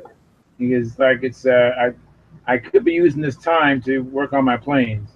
If I ever fix the shattered glass on my LG tablet, then maybe I can do it from the shop. But it's a million pieces of glass I got to clean off of there and put the new glass LED array on the face of it. And that looks like a possibly destructive task. I don't know if it can be done or not. I got to warm it up and work at it. And, you know, I mean, you can imagine how many shards there are to pick off of there, and manage to do it without getting it in my fingers and eyes while I'm doing it. Oh yes, you got to be very careful. And, you know, I'm actually in the market for, you won't believe it, but I'm actually in the market for a new glow plug tool, removal tool. Yeah. And I had an old Dubro. I think it must be at least 14 years old, maybe even older than that. And it has a split in it, so it's kind of opened up a little bit, and it's too close to the head fins. So I'm in the market for little cross wrenches, pocket cross wrenches. Yeah. Yeah. So I'm looking around. I know Jim Lee makes one, and of course some of the cars, you know, the tracks. Tracks. And some HPI makes one, and I think Great Plains makes one, and yeah, I bought one of those. They're silvery looking, and I bought one of those from one of the hobby giants, and it doesn't fit anything. And none of the sockets fit a prop screw, and I think the one for the glow plug fits, but it's useless because prop screw I like to check, you know, at least once before I fly the first time, and so I carry a regular, either 10 millimeter or ½ inch or whatever, 7/16, whatever. You know, I got those wrenches I can pick up and use. But that was a waste of money to buy that little chromed cross wrench. But the old ugly ones, like probably looks like the one mine probably looks like the one you've got that I carry. That fits everything just fine. It doesn't fit all of my prop nuts, but it fits all glow plugs. Yeah. The Dubro, and it works fine for like the glow plugs I use and the prop nuts. But then again, I just, you know, use mainly one engine right now, so you know. Yeah, mine was a Dubro, so it's just worn out, believe it or not. You know, I broke it basically over a period of time, so I'm kind of in the market for a new one. So I'm just trying to think what I want to get. You know, Jim Lee makes some quality stuff, so I was kind of thinking about Jim Lee's. One problem is the shipping. I can buy one at the hobby store and not pay shipping, you know. How much does it cost for Jim to ship you stuff? Is he pretty reasonable? He's pretty reasonable. I don't know what it would be for that one item. I didn't price it out, but for a glow plug wrench, I'm more of, I would buy that from Jim Lee if I was going to buy something else. Yeah. Like I'd like to get his nose ring sander. He has a tool that helps you sand your nose ring so it fits really nice against your spinner. Oh, really? Yeah, it's a really nice tool. I have about 4 different tools from Jim Lee, and every single one that I've purchased, I have no regrets. I have a clip bender. I have his he has some finger drills. I love those. So I have a whole set of finger drills. And Sparky talked about them. And then I also have he has a prop scribe where you can get a perfect, 11-inch, or if you want to cut down a prop, you can get it right, exactly scribe it. Yeah. And that's a really neat tool. And then I also have I'm not sure what he calls it, but it trues the faces of the prop. And that's a really nice tool. Everything he makes is really, really nice. So I'm kind of inclined for his plug wrench, but not by itself. So I'm I am thinking about the nose ring, but I don't really want to spend that kind of money right now. Money's kind of tight. What does the nose ring sander look like? Some kind of disc or something? It has a knurled end that you can grab, so it's probably like I imagine it's about 3/4 inch thick knurled end, and then there's a disc, like a 2.5 inch disc, which has sandpaper attached to it, and it would float on your crankshaft of your engine. Oh, so yeah, it'd that's be a good idea. perfectly symmetric. Yeah, and you size it to the crankshaft and then just work it until you come down close to the nose. Okay, pretty cool. Now I made one out of wood that's kind of similar. It's not as nice as what he has, obviously, you know. But yeah, he has quite a few things that I'm still interested in getting. But you know, I usually end up with a hard point handle, so I really like his clip bending tool. Okay, I'm typing something. Mike's got a lot of help over on the YouTube side with getting this thing working, so I'm gonna type him a message.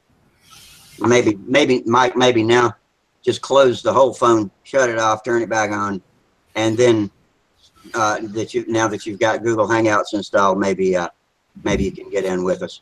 I'm not going to type all that. I'm hoping hey, okay.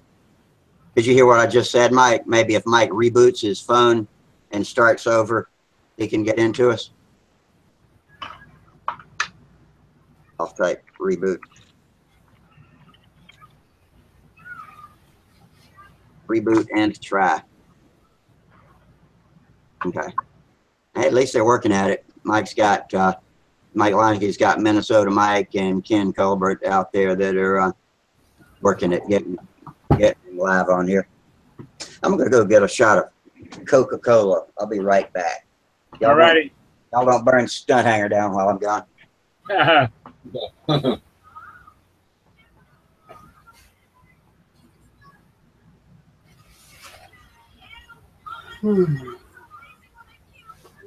So is that a regular ringmaster, or what is that? That's Pat King's ringmaster trainer. Very nice. I haven't. So is that a? What's up? Is that wing just a piece of wood? Yeah, plank wood. Very cool. It's I like that. Yeah. It's in 3 pieces. You got a section here, full length, full inch sheet here, full inch sheet here, and like a half length right here. And the tips are actually a section on both sides. I see. Very good. What I don't like about it is that the grain is going opposite. Right. Ends. You know, right. It kind of flexes. But I figure once you hit it with dope and whatnot and it sets, it'll make it a little more sturdy. Right. But I haven't worked on this or much less anything balsa probably 2 months, if not more. Wow. Well, I'm kind of slow myself. I haven't done anything except for modifying my planes. Yeah, I haven't. I have a Nobler. I have a Nobler that has a Super Tiger 46 in it, and I'm seriously considering taking that out and put an LA 46 in there. I want to get one of those engines. I got an LA 40, and all I hear is that they're not really all that great. Yeah, I've seen them run. You know, I don't have a LA 40 to compare to, but I have a lot of LA 46s. They seem like nice motors. But I've seen some 40s run too. But from what I hear, the 46 is supposed to be a little bit lighter than the 40. Yeah. For some reason.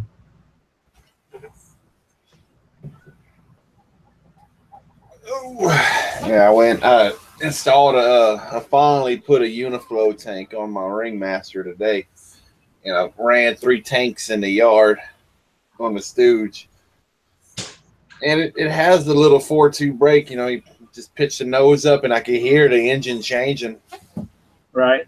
And the best RPM that I can get out of it or it's not where it's not wide open. It's like around 10.8, 10.9, 10.7. It fluctuats. But And this is a what again? What motor is this again? That's on a 25 LA. Okay. So yeah, those LA 25s are kind of weird. I've used like 5 or 6 of them. They all are different. They all don't run well. Like I have one that's just so awesome. LA 25. The other 4 aren't as good as that one I have. And I have a twin Pathfinder, which has the LA 25s on them, and I'm trying to get a good match where I have 2 strong ones, and I just haven't come into 2 strong ones. Yeah, like I don't know what a good RPM setting is, and I'm using a 9.4 prop right now, but it's the run is steady, but then again it's just sitting on the ground. But I noticed like at the end of the tank, it winds in now. But I figure since it ain't in the circle flying, the fuel ain't being pulled to the outside by the pickup. That's right. So it's gonna wind in and out. So perhaps whenever it's actually flying, it won't do that. Are you using a wedge tank for your bench test? No, that's actually Uniflow. Oh, is it? I'm surprised that one does it. Yeah, I don't have any experience with LA 25s except for seeing Wayne fly his, and I watched him fly it Thursday on a little Ringmaster, and that's about the sweetest little user-friendly engine I have seen. But now you run steady too. You don't ever try to get a 4.2 brake out of it. It's kind of like a 46. It's happier in a 2-stroke than it is in a 4-stroke. And see, and I read the opposite. I read that you want to get the 4.2 out of it. But It's not designed for a 4.2. I guess it's just different. I guess I don't know. You can make, you can make them do it, but it's just your power band isn't good in the 4-stroke mode. Yeah, and not dependable either. But with a wet too, it'll run steady all the way through the pattern and not give you much warning when it's going to shut off. But Am I in? Hello? Hey, what's up? Hey, man, Did I figure it out?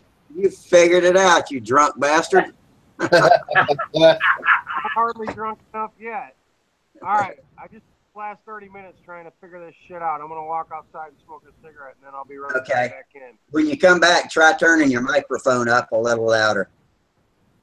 Okay, I will. I can't take my phone with me outside because I'll lose my internet signal from the house. Okay. All right. We'll see you in a few minutes. Cool. That's my buddy. All right. That's my good buddy, Mike Lanke. Very cool. Sam's Ringmaster Jr., we just flew it the other day. All right. Yeah, his son, Sam, is an amazing little guy. I'll be right. Okay. He's going to be a good pilot. All right, we got a new friend on. I'm glad to see him. I didn't even know he was one of our watchers. So I've been competing against him. When I first met him, he wasn't flying stunt. He's a combat guy. And then I guess a year or two later, he decided he wanted to give stunt a try. Well, being a combat guy, he's got the reflexes of a cat, and he flies stunt like it. And so he's kept me from winning first place at Huntersville ever since he came in, starting with beginner, and then on through intermediate, and now we're both going to advanced at the same time. So he's going to be cool. I'm going to be chasing his tail again, dadgummit. But I don't expect to win any trophies in advanced. I doubt if I'll ever win another trophy. So unless nobody shows up. Unless nobody shows up. Just give it time. Just give it time. I think you will. I know that since I've been advanced, I've only gotten like second places, but I'm still very optimistic about what's going to happen this year and maybe next year. I've just had equipment problems, and when I took second place, it was with someone else's airplane. But I'm really looking forward to doing well in advance. Because you actually just by hanging around the guys in advance, you actually pick up some things from them and get better and better yourself. Every sport, and I'm not at a complete lack of competitorship throughout my life. When I used to shoot a lot of pool, and I also played baseball pretty well too. And I always got a lot better when I played against people that were a lot better than me too. And the trouble with me is I would play to the opponent's level. If I played against somebody that was crappy on the pool table, a lot of times I'd start playing crappy too. But anyway. Yeah. But it's been so long since I shot pool. I'd be embarrassed to walk into a bar with my cue stick in my hand now. So I left it at home. I ain't shot in 8 months. I can still go in the pool room and run out. Yeah, it's only time I ever shoot pool is when I go down to the beach and visit my buddy that lives at Surfside, and we shoot pool on his table. But now I can't turn my neck up high enough to see the balls on the table. I have to stand up taller and shoot, and I can't aim. I hadn't learned to aim yet, standing straighter up.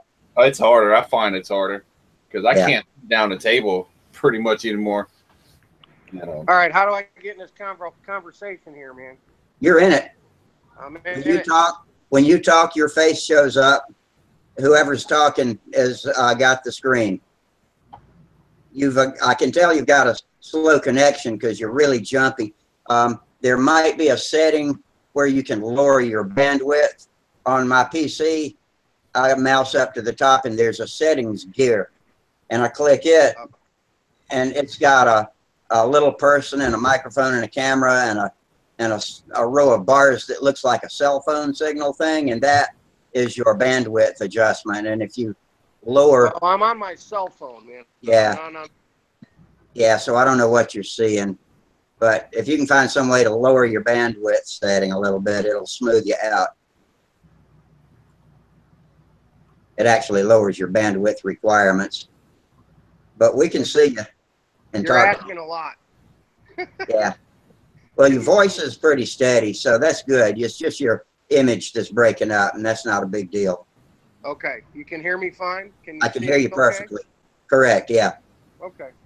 So we're in. I think it's a little louder. I can hear him, but you can speak a little bit louder.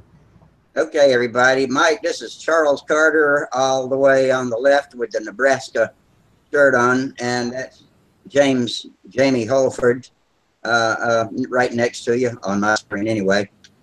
Okay. And I'm out here in my shop, and I don't know how strong my internet connection is out here. Plus, my phone was just dying, so I plugged it in. I've got an extension cord plugged in right now. Usually, if the phone's dying, it'll still die faster than it charges, so you might not be able to hang with us for long, but I'm glad you got in anyway. Oh, bullshit. I just spent the last 30 minutes trying to get on here, man. Tell me I'm going to get booted off now. Yeah. Are you one of my regular watchers on the YouTube side? I watch occasionally, yeah, and I was just in the garage farting around, and I got an email that y'all were on, so I thought I would try. Well, good. Well, it worked. I mean, we've had a lot harder time getting other people started than we had with you, and you had good help from the guys out there in the chat on YouTube, too. Yeah, I finally figured it out. Yeah, excellent. You want a little tour of the shop? Absolutely. Okay, we'll see how this works. There's a top shelf up there. Some old, bunch of old slow combats I got off of Mac Henry. That's the Ringmaster I built for Broadax. I'm going to lock in on you so we see it. And yeah. It did awful in old time stunt. But there's a whole bunch of slows up there. And we come down to the half A section there. There's the Keto. I don't know if you can see it. Oh yeah, With a rubber top. you posted that recently on Cox Engine when somebody was building that other twin boom Mosquito. Yeah, it goes like stink, man. Got 2 Norvells on it, right? Yeah, 2 Norvells, a little bit of rubber free flight there, a couple Bratco Hexdromes. We got What more was that black plane with the yellow wingtips? That is called a Bratco Hexdrome. It has a Norvell 061 Big Mig on it. They're okay. They work all right, but they're really heavy. They're super heavy. You fly them on 42s, but they don't withstand a crash for shit. Yeah. Like hey, Mike, my friend just bought one of those off of eBay.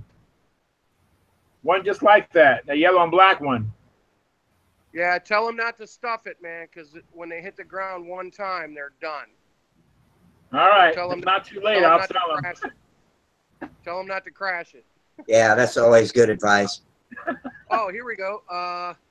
Jeff Traxler gave us this. Is that P38 in there? Can you see it? There it is. That's the silver one, yeah. Trying. Traxler gave that to Sam at the Nats. Sterling P38. Wow, that's nice. Motors on it. Well, what's funny is I've got one right here. I don't know if there it is.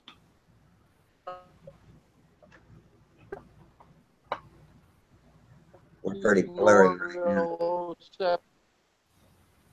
Oh, what the one track gave us first and see what happens. The Cox shelf.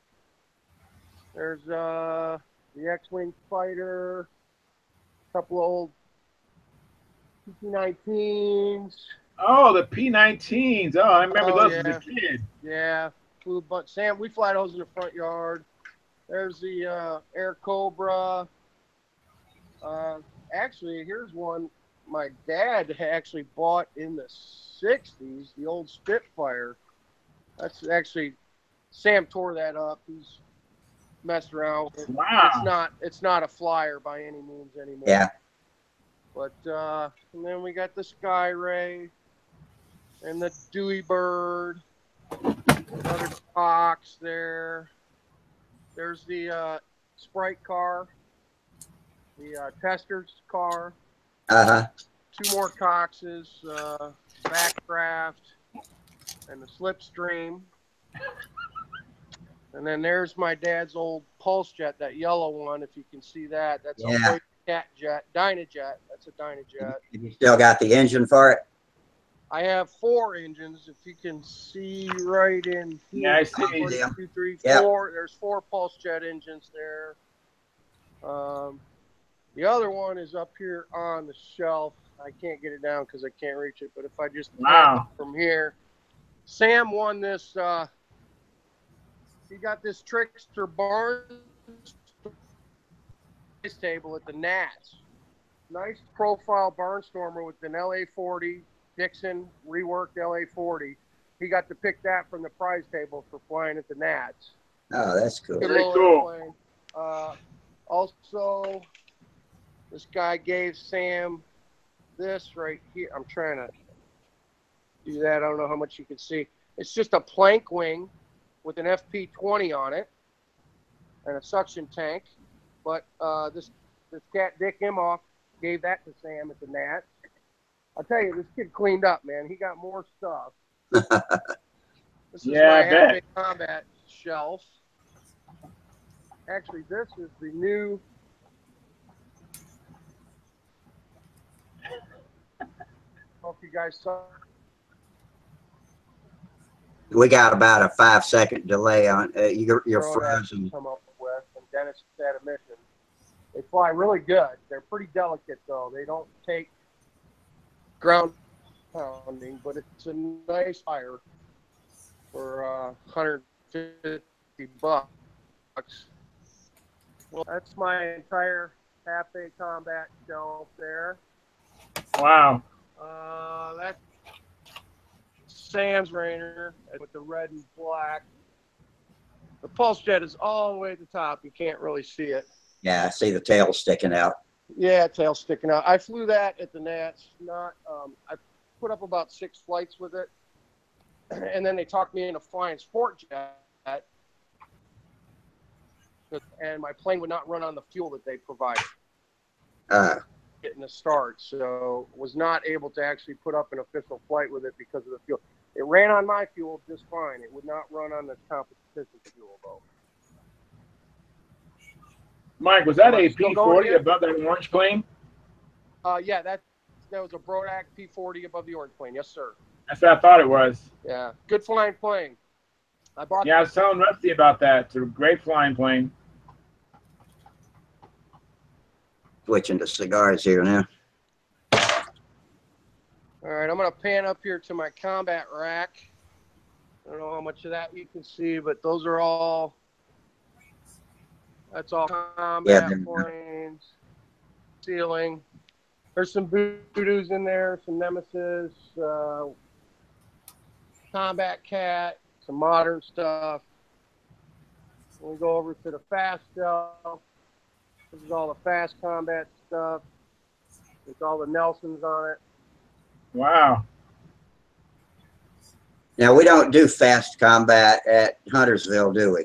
No, we don't. We don't. If we get over here to this is the big stunt shelf here. There's a Sakatumi on the bottom. One of Phil Carter's. Yeah, Sakatumi's got Metallica letters on it. There's a Flight Streak up there, a Twister up there, trainer, and that red one, we're not sure what that is. We think it's a Cavalier. I got that at Paducah last year for $40. Mm-hmm. Profile? We think it's a Cavalier. Yeah, no, it's a full fuse. It's full fuse. And last but not least, Sam was given while we were at the Nats.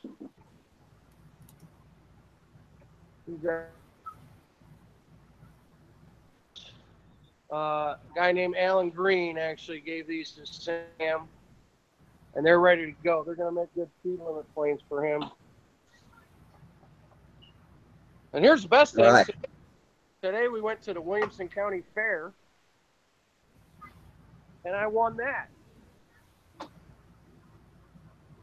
You won the motorcycle? Won the bike? Yeah, that dirt bike. Holy shit. The dirt bike? You won that? Wow. What was that, like a raffle or something? County Fair. Was it a raffle or something? No, it's not electric, man. It's actually a 4-stroke, believe it or not. It was a game where you have to lift the bottle up with the ring on a string and stand the Coke bottle up. Yeah. And I spent like $20 to beat the game. We brought it home and I tightened everything up and gassed it up. Sam's already wearing ruts in the yard with it. That's a hell of a prize for $20. Good work. Yeah. I bet they were pissed. All right, one more thing, and then I'll shut up for a little bit and let somebody else talk. This shelf right here, that's my kit shelf, and that is packed pretty deep. Oh shit, there's probably 30 kits in there. Wow. Anyway. No, like a Galaxy. Oh yeah, there's a Galaxy in there. There's a franchise Twister in there. There's 2 brand new Sky Rays. There's 2 Ringmasters. There's 3 of Phil's Gotcha Streaks in there, the big ones. They're like, 550 square inch foam wing stunners. Yeah. There's an RSM Continental in there. Oh, really? A trophy trainer from Walter Umlin. Oh, here's another cool thing Sam got at the Nats. He got to pick a kit from the prizes, and he got a Walter Umlin suit. You got what? I'm sorry? I didn't hear you. What'd you say? She got what? Sam got Walter what? Umlin Super Combat Streak kit. Oh, Combat Streak. Okay. Super Combat Streak. Yeah, that's the one with the square fuselage, ain't it? Yeah, it's a full fuselage. Yeah, that's a cool one. Flight Streak, basically. Yeah. Very cool. And some more speed. All I ever got when I was younger was just a damn old PT-19. Yeah, I had a couple. Yeah, so did I. Thank goodness for it. That's how I finally learned to fly out a full tank of gas. Yeah, same. I had to run backwards to get mine in the air. Yeah, you got to whip them to get them absolutely. off the ground. I finally put a Killer Bee in mine, and it jumps right off the ground now. That's In what? exactly, Rusty. It's funny you say that. I actually was going to mention that at some point tonight, putting a Killer Bee inside that PT-19 I got. It woke it up.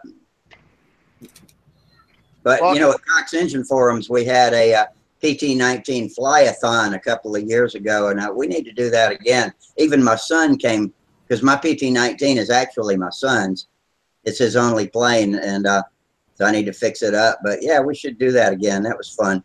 Do it again, and if y'all would do that, I would actually take mine that's brand new in the box out and actually fly it. Okay. Oh, you got one new in the box?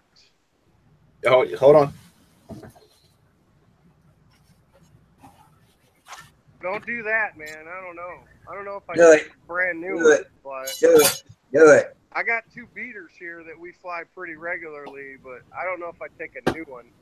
Christ, those things go, you know, they're over $100, $150 when they. Oh, look at you, man. Wow. How much did you pay for that, James? An Enya 35. How much Oh, did you you pay swapped for the that? motor for it. I traded an Enya 35. Really? Wow, that's a great deal. And this And ain't that's, your you know- typical PT-19 either. You see the wing. Yeah. Can you do this with your old ones?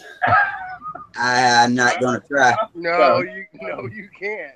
I've actually got a split in my wing that I've got taped together with shipping tape. This one, I think, was like the last production of them, or like towards the end, because I think well, I seen somewhere, I think that it says like 2003 or whatever. It's got an Estes Sure Start in it. You need to take the back off of it and wash the machining swarf out of it before you crank it.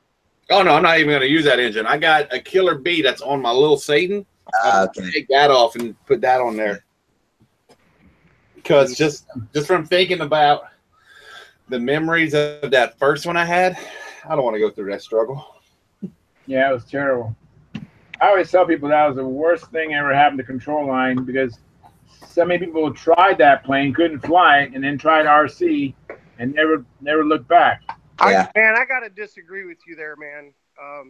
Just because my old man flew RC and control line, and I learned to fly on a Cox PT-19 when I was like 6 years old. But I had help because I had someone who knew what they were doing. I mean, I agree. Most people got them and smashed the shit out of them because they didn't know what was happening. But Right. for somebody, if somebody knew how to fly control line, it was actually a pretty decent little trainer. Really? Yeah. Yeah. Well, my experience was after I went and built a Carl Goldberg Little Wizard, and I said, "Oh my goodness, man! I couldn't believe the difference." It was like, I'm not doubting that. No, any built-up balsa. yeah. So I was like, ever since then, I just been cursing that PT-19. It's like, you know, it's just like, I put a lot of flights on one when I was a kid, man. And really, yeah. Yeah. I mean, I flew mine. It just, you know, I was constantly, it was going up and down. It was, I mean, I could fly it, but when I got that Little Wizard, then I built the Jumping Bean. I'm not sure which one I built first, either the Little Wizard or the Carl Goldberg Jumping Bean. And I was like through with those plastic Cox things. I love all that Cox stuff, man. My first Cox was You got a tip weight. Yeah, a big old one. yeah. You got a tip weight in there. I'm gonna look at mine and see if I got a tip weight in mine. Now the only thing is, this one, it doesn't come with the you know, like the battery box and the glow plug wire. So I still got mine from my original from like 20 years ago. You got a 90s model there. That's a 90s PT-19 Yeah. with the metal tip weight. 'Cause, I mean, I've got all kinds of variants of that. The originals didn't even have a tip weight in it at all. But what you just showed me, this is the same. That's the same year. And Exact that same. thing's it's beat to hell.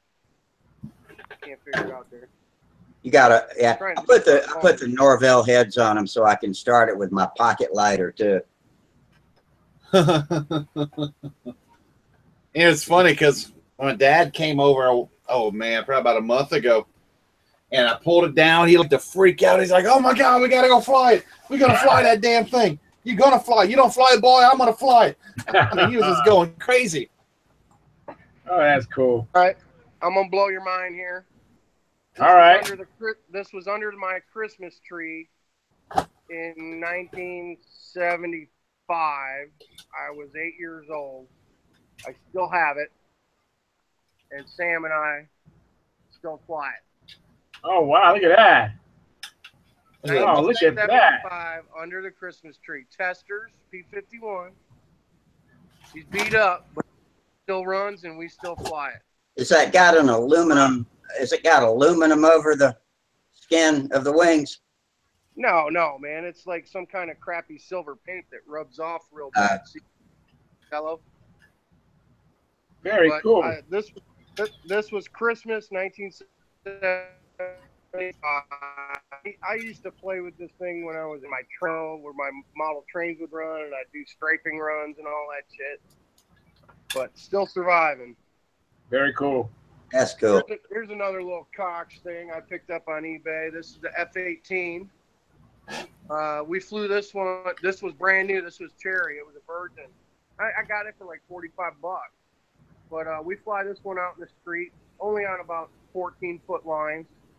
And it's like swinging a rock on a string, basically. Yeah. But I've got a soft spot for all the old Cox stuff. Because, I mean, I had the PT-19 and a couple of the Testers planes, and the 32, the racer, the Formula Racer, the purple one. I had that one.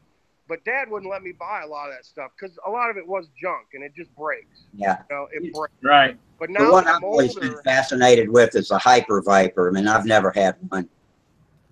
Oh, shit. They're way up top.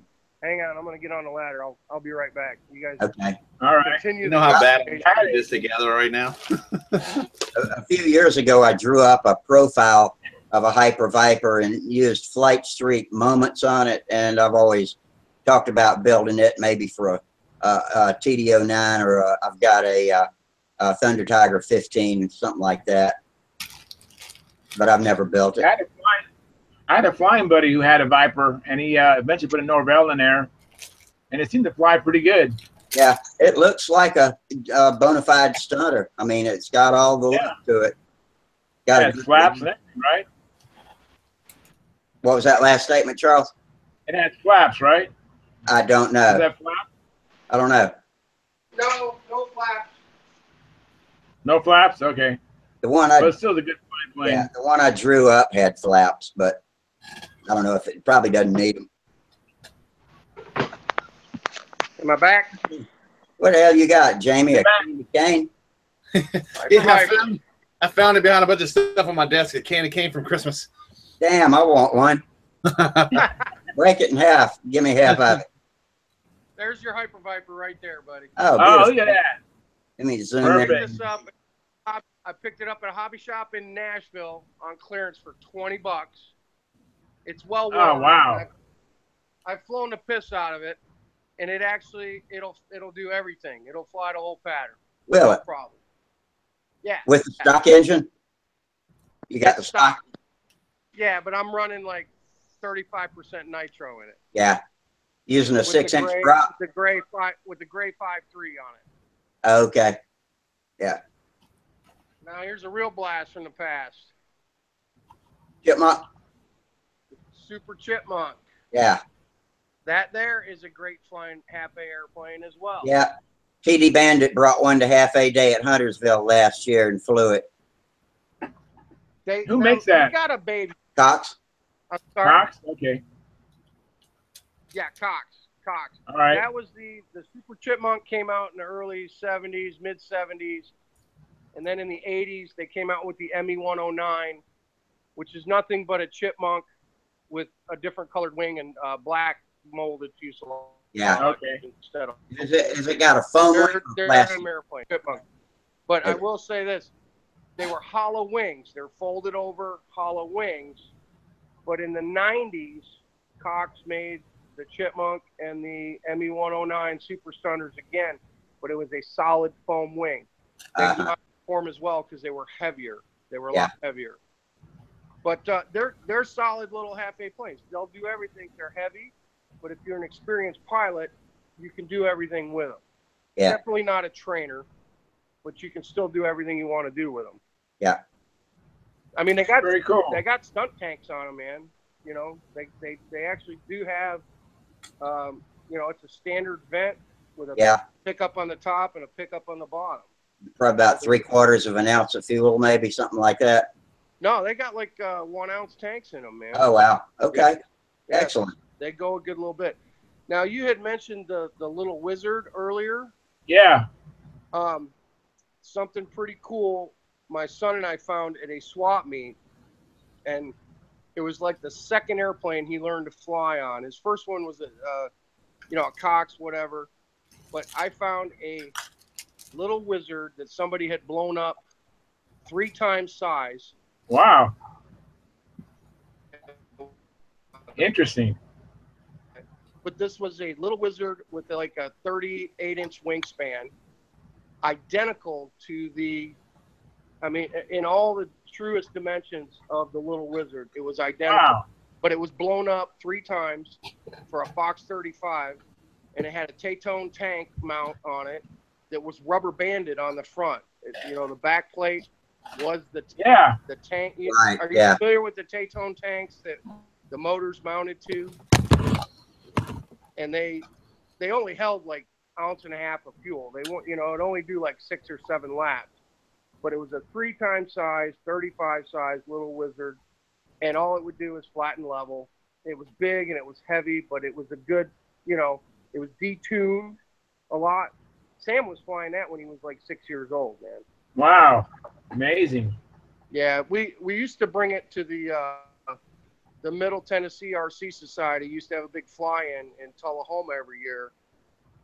So guys would go down there with control line planes and get people on the handle, you know. Right. It made it like 2 summers, maybe 3 summers down there, and then it just kept getting pounded in and busted to shit. You know, I wish I still had it because it was a really cool plane. This guy did a really nice job on it, and I never saw a wizard that big. And I mean, he did a built-up airfoil, and it wasn't just a slab wing. He skinned it. He made ribs, and it was, you know, flat on the bottom, airfoil on the top. Very cool. Yeah, it was pretty. That sounds very cool. That's a pretty narrow wing, isn't it? Isn't it a long, narrow wing? It was, yeah. But it was heavy. It was real heavy, you know. But it had this breakaway motor mount on it with the tank. Yeah, that part I do rubber remember. banded on the front. So when you hit the ground, most of the time with a nylon prop, it wouldn't even break the prop. You put like 3 rubber bands on it. The rubber bands would break, and the tank and the engine would go flying off, and it wouldn't even break the needle valve most times. Yeah. Wow. So, yeah, that's a good thing for a trainer. There's some combat damage from the gnats. I don't know if you see the ribs are all busted. Yeah. I tore up a bunch of shit at the gnats this year, for sure. I still got my Gladiator you gave me. It needs a couple of patches, but it's in good shape. Yeah, I got a few of those hanging up there.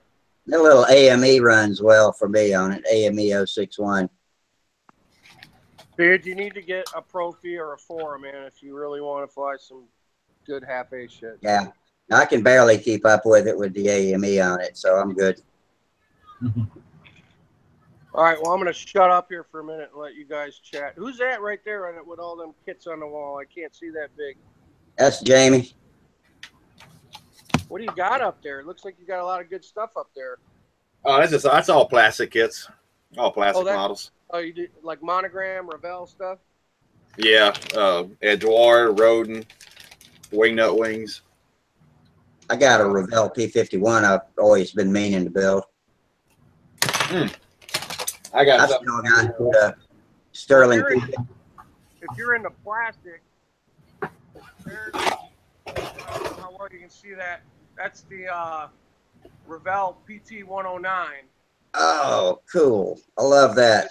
Can you see that? Yeah, we can see it. Very nice. Okay, so my dad bought that kit in about 77 or 78. And of course, he died before he ever could build it, because that's what we all do. We all buy tons and tons of shit. We don't build it all. But my brother took that and built it, and it's actually RC. He turned it in RC, electric RC with a speed controller, and he give that to Sam. Did anybody ever build battleships as a kid? I used to build those all the time and float them in the bathtub. You were floating turds in the bathtub. What are you talking about?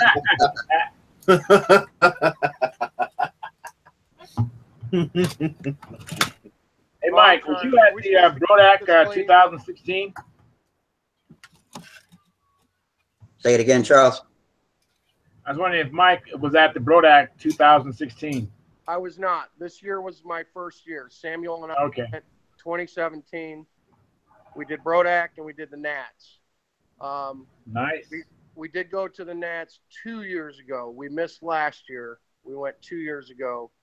So this is a big year for us. I mean, we started off with Huntersville in May, and then we went to Detroit and flew combat in May, came home, went to Brodak's, then we went to the Nats.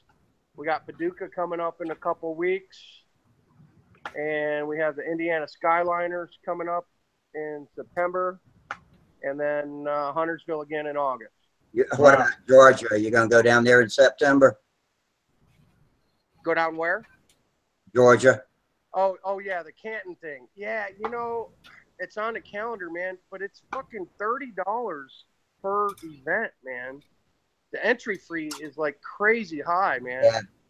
I was talking to Leroy Polk and Bill about that, because you know Bill and Leroy, our arch nemesis, was at Brodak and at the Nats. And I think Leroy won second. I think he came in second at the Nats in intermediate. Dick Imhoff won Brodak's and the Nats in intermediate. Leroy came in second, I think. And I was fourth. I took third in profile at Brodak, and I got screwed in because I had engine problems. But I finished third at the Nats. But Leroy and Bill Bray are part of that crew in Canton, Georgia with Tom Dixon. Yeah. I asked, I mean, it's $30 entry fee for one event, man, and it's pretty steep, but I guess they're having to pay a shit ton of money to get the park.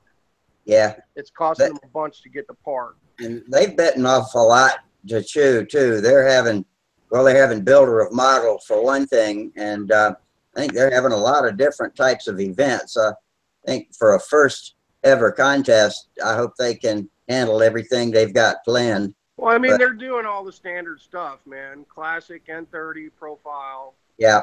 Sunday skill classes for Pampa events. Yeah. You know, but it's only, that's about 3 hours for us. Atlanta's 4, and they're north of Atlanta, so it's about a 3-hour drive. So yeah, Sam and I are going to try to go. You know, and I shouldn't quibble over $30 entry fee, man, whatever. But everywhere else, you know, it's 10 or 15, and per event. Yeah, that's what I'm used to too. Beginners are free usually. You guys did a lot of other stuff this summer too. Y'all went to concerts and all kinds of stuff. Oh yeah, we've been doing all that shit too. Juniors are usually free, not beginners, just junior. I mean, okay. Bill Gray flies beginner, and he's 70 years old. You know. But yeah, a junior should be free wherever they go, man. That's how Huntersville does it. That's how the Nats do it. Although Brodak's didn't do it, Sam had to pay to enter. Yeah, beginner to pay. Brodak's as a junior, which that's kind of crappy, man. If you really want this sport to evolve, juniors should be free, seniors should be free. You know, till you're 19 or whatever it is, the cutoff. Did Sam fly the beginner pattern or the basic pattern? No, he did beginner, but he crashed both times, man. We didn't really get everything down before we got there. Listen, man, Sam is kicking ass and taking names. He's flying inverted. He's doing outsides. He's doing figure eights. He did AMA eights last weekend, Sunday. We flew last Sunday, and he's doing AMA eights. He's doing everything, but we just haven't got him through the beginner pattern. He's there. He's got it all down. Bringing it all together is tough to do. And his first flight was my fault with the Nats. He did his 3 outsides, and I told him, I was like, no, don't stop there. You know, come back around. And he went the other way and crashed. And it was my fault. I wrecked him. I wrecked his ass. And then on the next one, on his wing over, the wind got him, and he crashed. Yeah. But he still took third. There was only 3 juniors there. Right. But I put him in beginner instead of basic because I thought he could get it all done. If he'd have flown basic, he would have whooped up on them daily boys. I can tell you that. No yeah.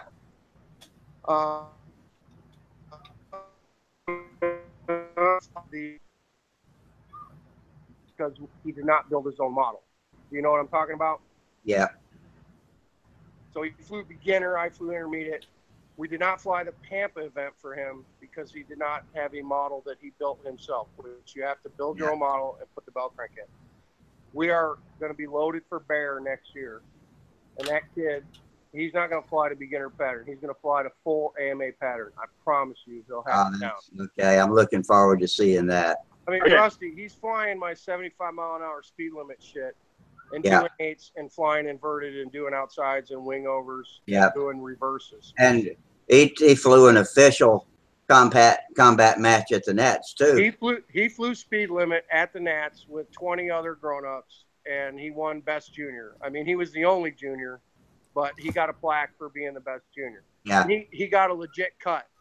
He flew, trying to think of the guy's name. Pete Athens from the East Coast was his first match. And, I mean, Pete was just flying level. But Sam chased him down and cut it. And dove down, and he got a legit cut. He did. And then Pete came back and got 2 cuts and won the match, you know. Yeah. So, and then in his second match, he was flying Phil.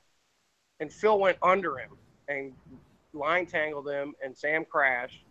We got him back in the air, and Phil went under him again and line tangled him, and he wrecked the airplane. We couldn't get him back up. I don't know what the hell Phil was thinking, but it's amazing to me how you guys can get untangled out there.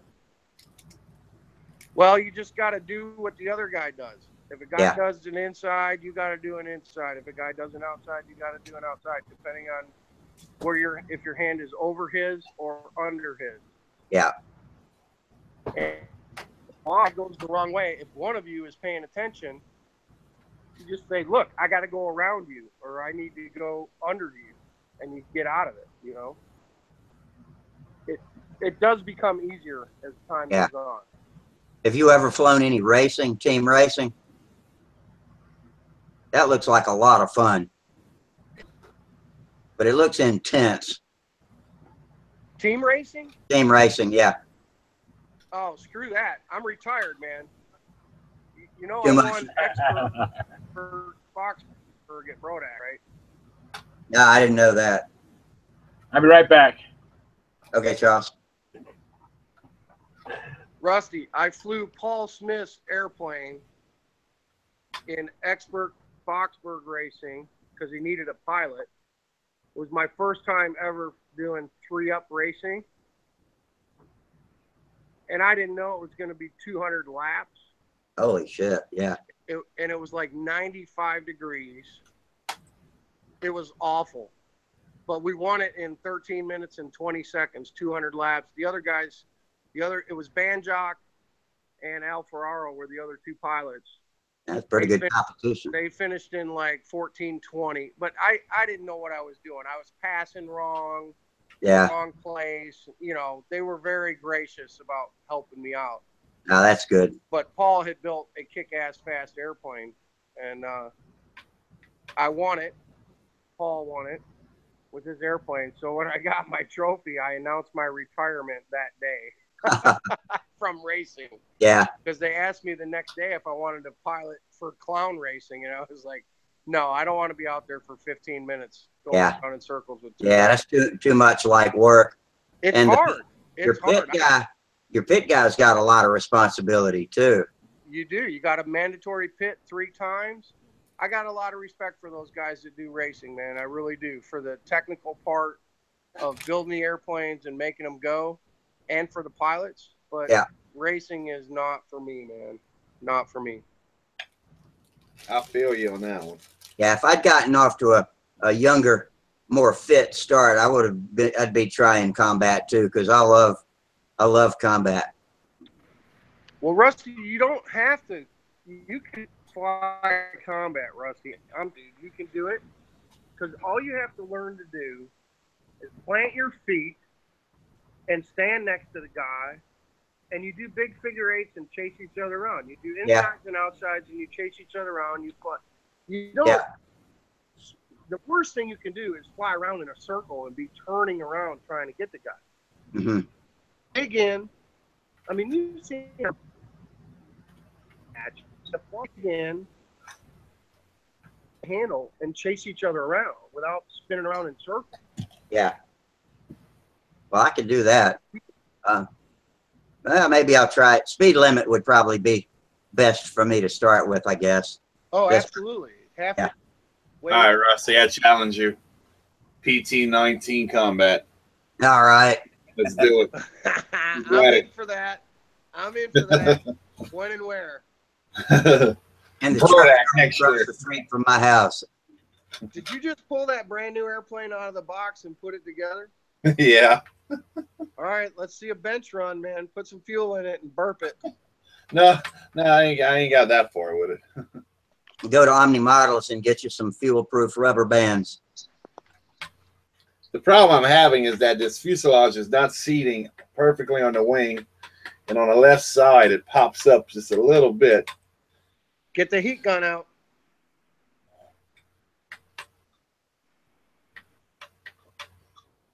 Either that or add more rubber bands. Epoxy, yeah. Put one under it too. That's probably what I need to do. Put one under it. It's got a couple of little tabs on the fuselage that I've never really figured out what they're for, but I think it's for putting a rubber band under the wing. Yeah, you go over the wing saddle, and then you go. Yeah. There's 2 pegs on the wing that are meant. The ones on the fuselage are meant to go under the wing. The pegs on the wing are meant to go over the wing. Over the wing, yeah. And that's right. That is perfect. Wow. I never did use the underwing rubber bands, but that's what it needs. Yeah, I'm gonna have to fix mine up. It's got a bunch of the front end of my PT-19's made out of wood now. And I think some of the tail is going to have some wood parts too, because the big barrel hinge back there on between the elevators, its seat is broken on the fuselage. So I got to fabricate a new seat for it.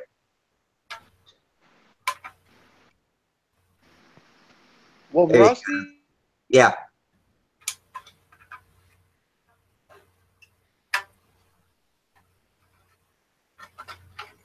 Mike froze up. You see, I find it fits better if you cross them. Oh, yeah. That's pretty good. Yeah. What you got, Mike? Holds it down a lot better now. My pilots are, I don't know if my pilots are still in. I think, yeah, they are. They're still in it. I think my old one, the pilot's head always knocked right off. Yeah. I think my windshields are gone. I remember my early PT-19s had real clear plastic windshields on them. I seen some that they had the red and white ones. Some with blue wings. Yeah. That's a Canadian version, I think. No, the red and white ones were actually mid-'60s. My dad had one of those. I think my first one had blue wings and a yellow fuselage. Yeah, my dad had one of those. And it had a regular baby in it. My old man had a red and white PT-19 that came with a red and white Pee-wee 020 biplane, the little stinker, and it was a combo package. He got both airplanes together. Oh, wow. Yeah, and the 020 biplane flies about like you think it would fly. Yeah. Swinging a rock on a string. Right. Yeah. All right. Wally Haskett's coming. Hey, Rusty, I want to show you one more thing in my shop, man. I'm gonna pan up here. Let me lock in on your picture here. Gotcha. No. My ceiling fan. Yeah. Oh, that is too cool. That is cool. That is so cool, Mike. How we doing? Hey, Wally. How's things tonight? I just barely got home. Good. That's my. We had a slow gathering crowd, but it's turned out pretty good. Good. You guys are on a little later than tonight. Yeah. Well, I want you to meet our new guy here, Mike Lonke. This is Wally Haskett. What's up, Wally? Hey, Mike. How you doing, buddy? I got the Corsair coming at you, man. Yeah. Let's see it. It looks good. So we had a really baseball. Good. We had a single A baseball team here in Columbia, and in their little clubhouse, they had P40 noses mounted on the ceiling with ceiling fans, but they were big size, like a giant RC nose, and they were going to save me one when they tore that building down, but I never did get it. I wanted that in my shop so bad. Well, that'd be so cool. That Corsair, my friend Steve, at Lowe's, it was a store display at Lowe's. He told me like in 1991 they were selling those, and he talked them out of it for $40. Wow! And it was in his shop forever and ever and ever. And he got old and they downsized and moved out.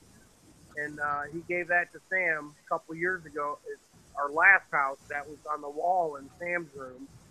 And then when we moved into this new one 2 years ago, he's got a ceiling fan in his room. So I was like, well, I guess it's going in the shop on the ceiling. Yeah. So yeah, I've never seen another one, man. I've never seen another one. That's perfect. I remember them in the 90s. They had somewhere you could order them out of a catalog. They had the Mustang, the Stuka, P40, Corsair, and they had some other one. All the dive bombers. Get those too. Yeah, I'd love to have that. You know, one other main decoration I'd like to have is a full-scale propeller over the door of my shop, but I do not have one of those. They're spendy. Yeah, I know. Some people make them, but I ain't gonna make one. Oh, Bob, RSV1 and Cox Engine Forum's got one over his shop door. I think he made his.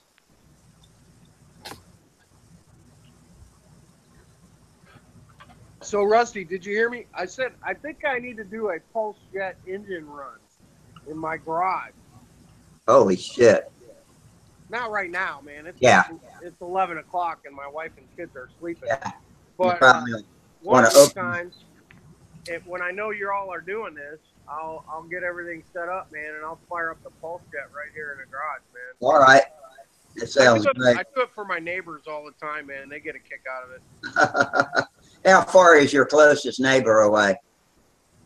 Well, we're all on 1 acre lots here. There's only 50 houses in here. I don't know, 75 feet between houses, 100 feet between houses. Yeah. Okay. They don't care. Shit, if I tell my neighbors I'm doing it, they're all going to come over and watch. Yeah, my neighbors are like that too. Whenever I fly at the churchyard, they all come out on their front porches and pull out their chairs and watch me. Dude, I run Nelson's on my test stand in my driveway, man. Wow. That's some noise. I don't know about Nelson, but I know about Rossi because David Smith runs those at Huntersville. And man, them some loud engines.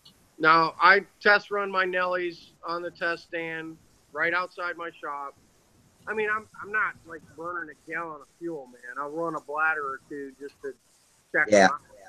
Yeah. They don't seem to mind. It's not any louder than a weed whacker. Hell, these guys are out here mowing all these yards and weed whacking, the landscaping guys, that I make less noise than they do. Yeah. So. And I like this. I used to always run Cox engines, and they've got such a piercing, shrill noise, but nobody seemed to be bothered by it around me either. I ran my ringmaster in my front yard today, and I had 3 kids on a bike right in front of my house, and they never even looked at it. You know, and I got the ringmaster sitting on the stooge running wide open in the yard, 15 feet from the road. He never even looked. Wow. Charles, you've been flying? A little bit. Hey, Mike, did you read my flight report on Cox Engine Forum the other night? Nice, James.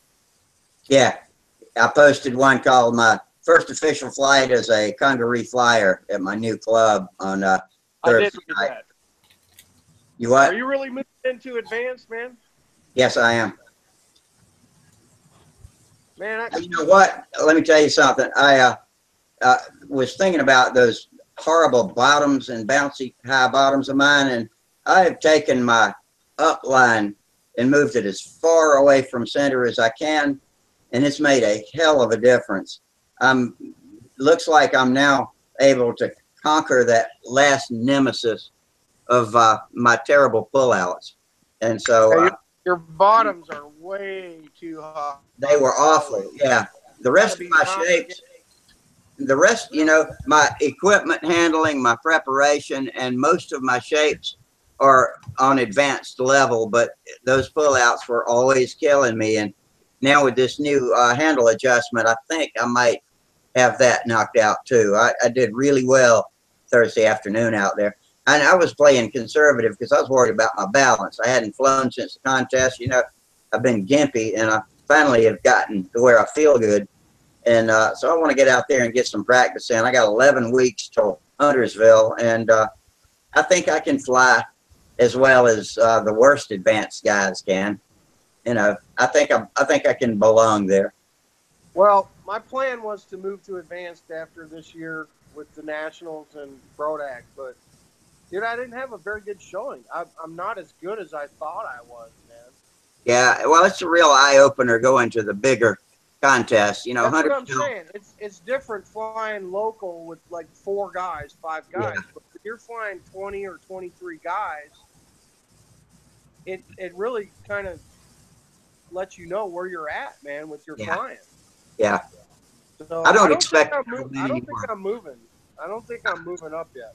I don't expect to win any more trophies, but I do think that I'll fly better against better pilots. And I was talking about that when you first came in. You know, I always have played other sports better when I was against better people. So I think I'll look like I belong there, at least after I get it under my belt a couple of times. Oh shit! You're forcing me to go now too, then, man. Come on. I think, hell, Mike, you've flown over 500 points in intermediate. I think you know. No, I'm not. You know your equipment. Your planes fly good. You know what to do. It's time. That was a fluke. That happened at Huntersville once. I was putting in like 450s and 460s at the next Brodak. I'm not a 500 flyer. Yeah. Well, and you don't have to be advanced. I flew a 455 at Triple Tree, but Bob Zambelli called me on the phone and told me everything he saw except my bottoms was advanced, and I need to move up. So I'm gonna take his suggestion on that. Well, shit. But anybody else want to chime in on this, man? Let me lock in on you. Hold it up, and let's see.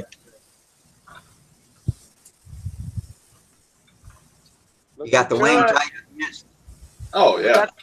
You got the decals going. Yeah. I just love this, you know.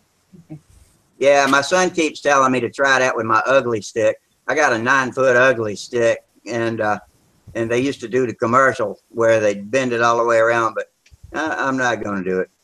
Wow, flexible. That is floppy, isn't it? I like it, and it's stiff. Yeah. It seems a lot lighter than I remember. It probably still flies like shit, though. Well, when a killer bee in it, that ought to fly pretty good. Mine jumps off the ground without a roll with the killer bee in it. And you know that PT-19, I have heard they fly best with a 6-inch prop on them. Really? Now, if you want to try a loop, I wouldn't try it with a 6-inch prop, because the wider the prop, the bigger the loop is a general rule. But put a 5.3 on it if you want to try to fly a loop. But you kind of have to nurse them through, you know, climb and climb and climb, and then yank it over the top. I've seen videos of some guys. They put some TD 051s or 049s in theirs, and they're just looping for days, you know? Yeah. Yeah, TD, you can horsepower it through the maneuvers. I'm going to chime in again here. I pulled something else off the shelf. All right. This is something I built Samuel 2 years ago. This is our Coroplast strainer. Oh, yeah. Trying to get a good shot. I'm looking at a really tiny window here. I remember the videos of that flying. Let me lock in on you. Okay. Okay. So, this is got a combat stabilator. It's a Coroplast wing. It's got a Norville 061 up front. Paint stick for the bell crank mount. And let me know if you can see that. Yeah, we got it. Yeah, it's good. PT-19 on there. That's a KF airfoil on there. That's just a Oh, yeah. of Coroplast with some foam on the top and the bottom, laminated to give it a KF airfoil. I think it's about 32 inches, 34 inches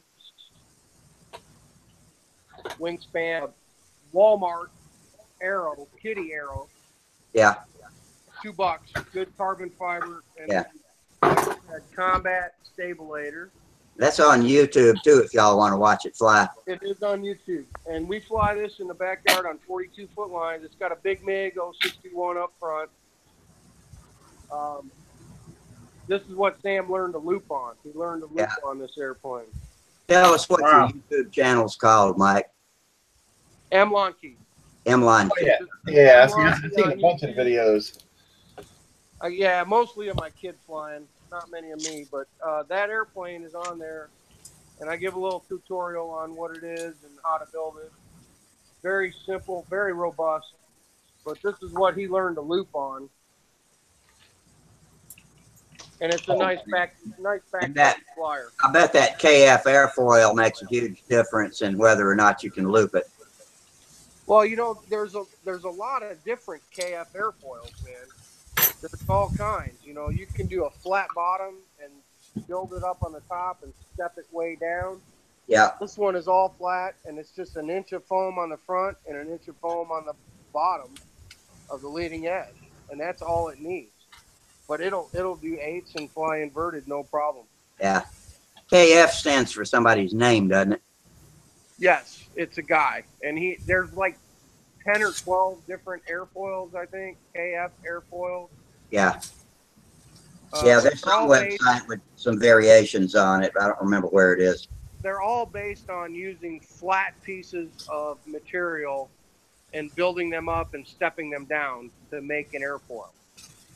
There's no standing. There's no, there's no real radius to the airfoil. It's all flat material stacked on top of each other in a way to make an airfoil from the front to the back.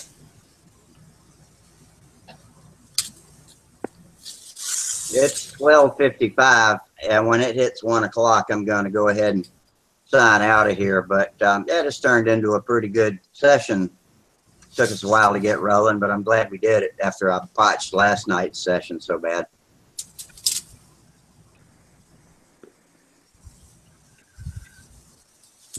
What you working at, Wally? I got me some new decals in the mail today.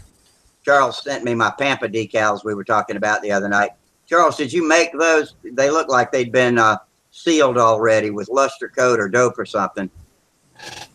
No, it came straight from Pampa. They must have sprayed them. Looks like they were hand sprayed, but they look. I mean, they look good, but they're ready to. I'm going to copy and see if I can reproduce them. If I don't get too much glare off of them, they should copy up pretty good. You don't want to put one on my car window. Well, these are decals for plastic kits. This one here is for the Mustang that me and my boys have rode in. And I'm going to make them a model of that and put it in a display case. And that'll be their Christmas present this year. I've got a Sterling Mustang that I got from Mike Lunke last year, and I was going to build it this winter, but I ended up doing the twister wing all winter, and I'm going to paint it with the Tuskegee red tail design. I like that. All right, go Tuskegee image. That'll look nice. All right, I'm ready now. There we go. Is that the Killer Bee, or is that the box engine? Yeah, it's the box engine. Yeah. But it looked good hanging from the ceiling anyway. It does, yeah, until the rubber bands pop. Every time I hang mine up, it stays up for about 6 months, and then the wing falls off and the motor falls out, and I have to put new rubber bands on it. I can look in my half-8 or my little toolbox I got, and I still got my original spinner for my first 19, and I still got the engine. A rubber one? Wow. Yep. Yeah, that rubber one's good for nose weight.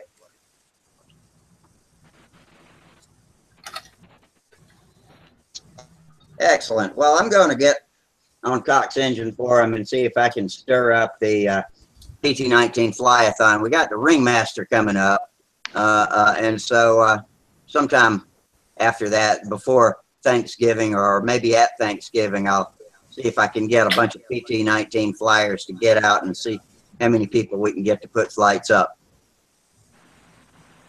That'd be cool. It doesn't have to be a Cox. It can be anything. You know that one by Horizon Hobbies they had for a while? That was a nice looking kit. Yeah. That PT19 by Horizon Hobbies. I think Sean Cook's got one of those. My son's got one. It's still in the box down in my basement. Which one? Does yours have the handle and the wires? Yeah, it's got the 35 or 36. What was that? What is that engine? Huh? The Evo? Evolution Yeah, engine. That's It's the whole outfit, everything. That's hanger. Yeah. Not Horizon. And Horizon might anyway, it's still in the box. He hasn't done anything with it, and I think he has plans of putting that one together and having his son, my grandson, start flying that one. I hope he will anyway. You know, I went to a contest one time. They had like 3 guys flying those Horizon PT19s. Yeah, that's what it is. They were doing the stunt pattern.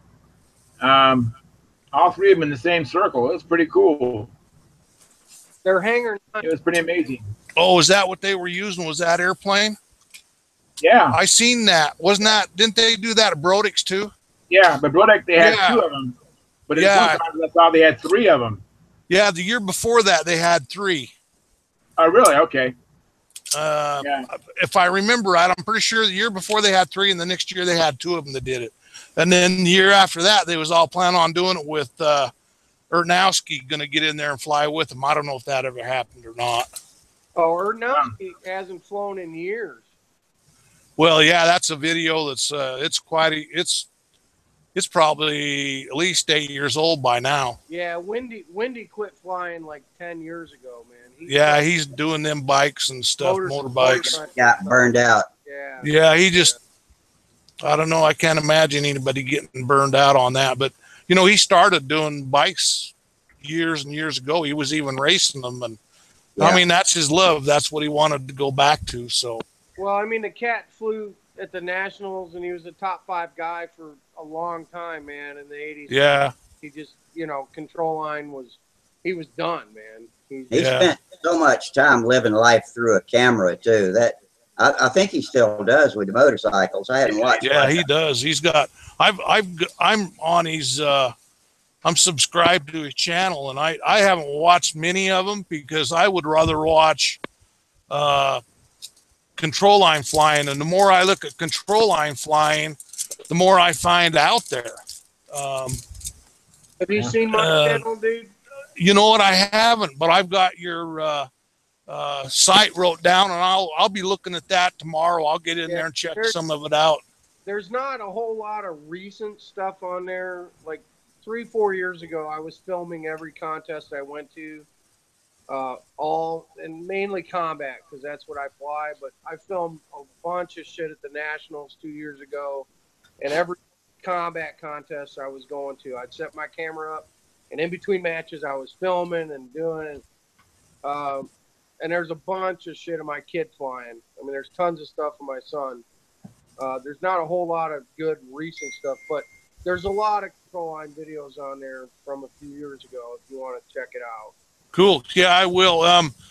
My deal is I want to get set up with my computer or a screen or something in my basement where my workshop is and actually work out there down there while we're streaming doing this stuff. Yeah, you know, and do it like Sparky does. That way, at least I'm doing something instead of just sitting here. And I think it'd be fun for everybody. You know, we get more guys doing that and stuff. But yeah, I'll definitely be checking out some videos. No problem. I mean, I got Rusty's pretty much locked in, and Charles locked in, and same thing with Sparky. A lot of his stuff locked in, and I got one up too. Yeah, I'll have to check yours out. And then there's Daryl up there above, you know, up in Canada. I've seen some of his stuff. Hogs and Plains, yeah, he does a lot of good stuff. Yeah, Hogs and Plains, and yeah, I found a couple of more the other day that I'll have to write them down and run them past you guys, and you might look at them. You might have seen them, you might not have. I don't know, but one guy goes to the Nationals all the time and puts them up. And his dad and him fly in his dad's backyard. Actually, it's his grandpa's backyard, I think. He's got what's that? Matt Colum. Yeah, I think that is one of them that does. And then there's another guy. He's pretty young. He flies. He's got some pretty good stuff out there. You know, it's all fun. So, you know, I definitely check them out, and we all have something to learn. I know I do. I don't know it all. You know, I've been doing it for a long time, but I still don't know that much. So, yeah, I'm still learning. I watched Sparky's top 5 today. I don't want to watch people. Yeah, it's pretty neat, isn't it? And Bill is. I'm going to watch Nelson's and Pulse Jets, man, the next time we do this. Right on. Hey, Mike, where are you located? I'm in Nashville, Tennessee. Oh, right on. Do you ever go to any country stuff down there? Do I ever do what? Go to any of the country stuff down there? Oh, fuck. I have to go every time we get a visitor, man. I have to take them on all the... Oh, shit. Have you heard of Teddy Ray Jones? Yeah, I know that cat. He plays on Broadway. Listen, man, I live here, so it's kind of like Teddy... amusement park in your backyard that you never go to. Hey, right on. Teddy Ray Jones is my first cousin. Does Steve Earle still live there? Okay. Yeah, I mean, listen, the first 2 or 3 years my wife and I lived here in 2003, 04, 05, we went to Broadway every weekend and honky-tonk and did all that shit. And, you know, it's cool. It's fun. Nashville's a great city. But we don't really do that stuff now. Yeah. Except when we have house guests. We have to do the obligatory Broadway tour, take them honky-tonking. They all want to go to Tootsie's. They all want to go, you know, everywhere. If I ever get back there, we'll get old Teddy Ray hooked up and we'll go have some fun. Yeah. Well, when my sister first moved to Memphis, they took us down to Beale Street. It's kind of like you, Mike. They had to do the Beale Street thing, but Memphis with the Blues, that was pretty cool. I got to see B.B. King play, and we had a great time down there. Oh no, don't get me wrong, man. I mean, we take advantage of the music scene here, man. If it's people we want to see, it's just, you know, we don't go honky tonking every weekend on Broadway. Yeah. But you're a rocker. You're a rocker at heart too, aren't you, Mike? We got to take them down there, you know. Yeah. I would rather people that fly control line, when they come here, let's go fly. Let's go wreck some combat. Yeah. That's right. Fly, huh? Let's go fly. Let's go fly. Yeah. You're a rocker at heart anyway, aren't you, Mike? I am. I just celebrated my 50th birthday last Sunday with the. That was Well, happy fun. belated birthday, Mike. Yeah. Thank you. Yeah, that's a benchmark. Too, man. Okay, guys, listen, it's 107, and I'm glad I signed on tonight. This turned out to be a pretty good chat. It took us a while to get rolling, and we got some good stuff in. So, Mike, thanks for joining up. I'm glad you went to all the trouble to do it. And so, everybody, please, if you want to help us out, click that super chat dollar at the bottom of the chat box. You can't see it on the telephone, I'm told, but that's good for us and Sparky. And in the meantime, we will see y'all Monday night. And so tight lines, fair winds, and we will see you Monday. Good night. Right, guys, Monday. Yeah. Good night. Yeah, see you guys. Have a good weekend. What'd you say, Mike? I'm sorry, say it again. I'm only sending money if I get to see your boobies. Oh, yeah, maybe later. Man, do y'all know the PT-19 has a little loop for a stooge? Yeah. Wow, I didn't know that. Yeah. Like right there. The belt crank has a little release, yeah. Yeah, you yank the down line and she lets go. I never knew that. All in them old days, I had to crank it and run to the damn handle. Yeah. I didn't know what that thing was. That's I what think I saw it, but I didn't know what it was. I just looked at the instructions and seen that. I'm like, oh, why do you got a brick right there? Oh, wait, it's on a string. Hold up. It's going to start dragging a brick used to around. use that. Hey, see you guys. Good night. See you later, Mike. All right. Good night, you guys. All right. Videos. Y'all have a good weekend. I'm going to spend tomorrow in the shop. All right, man. Sounds good. Same here. All right. This is Rockin' Rusty signing out. Good night. Good night. All right, I'm going to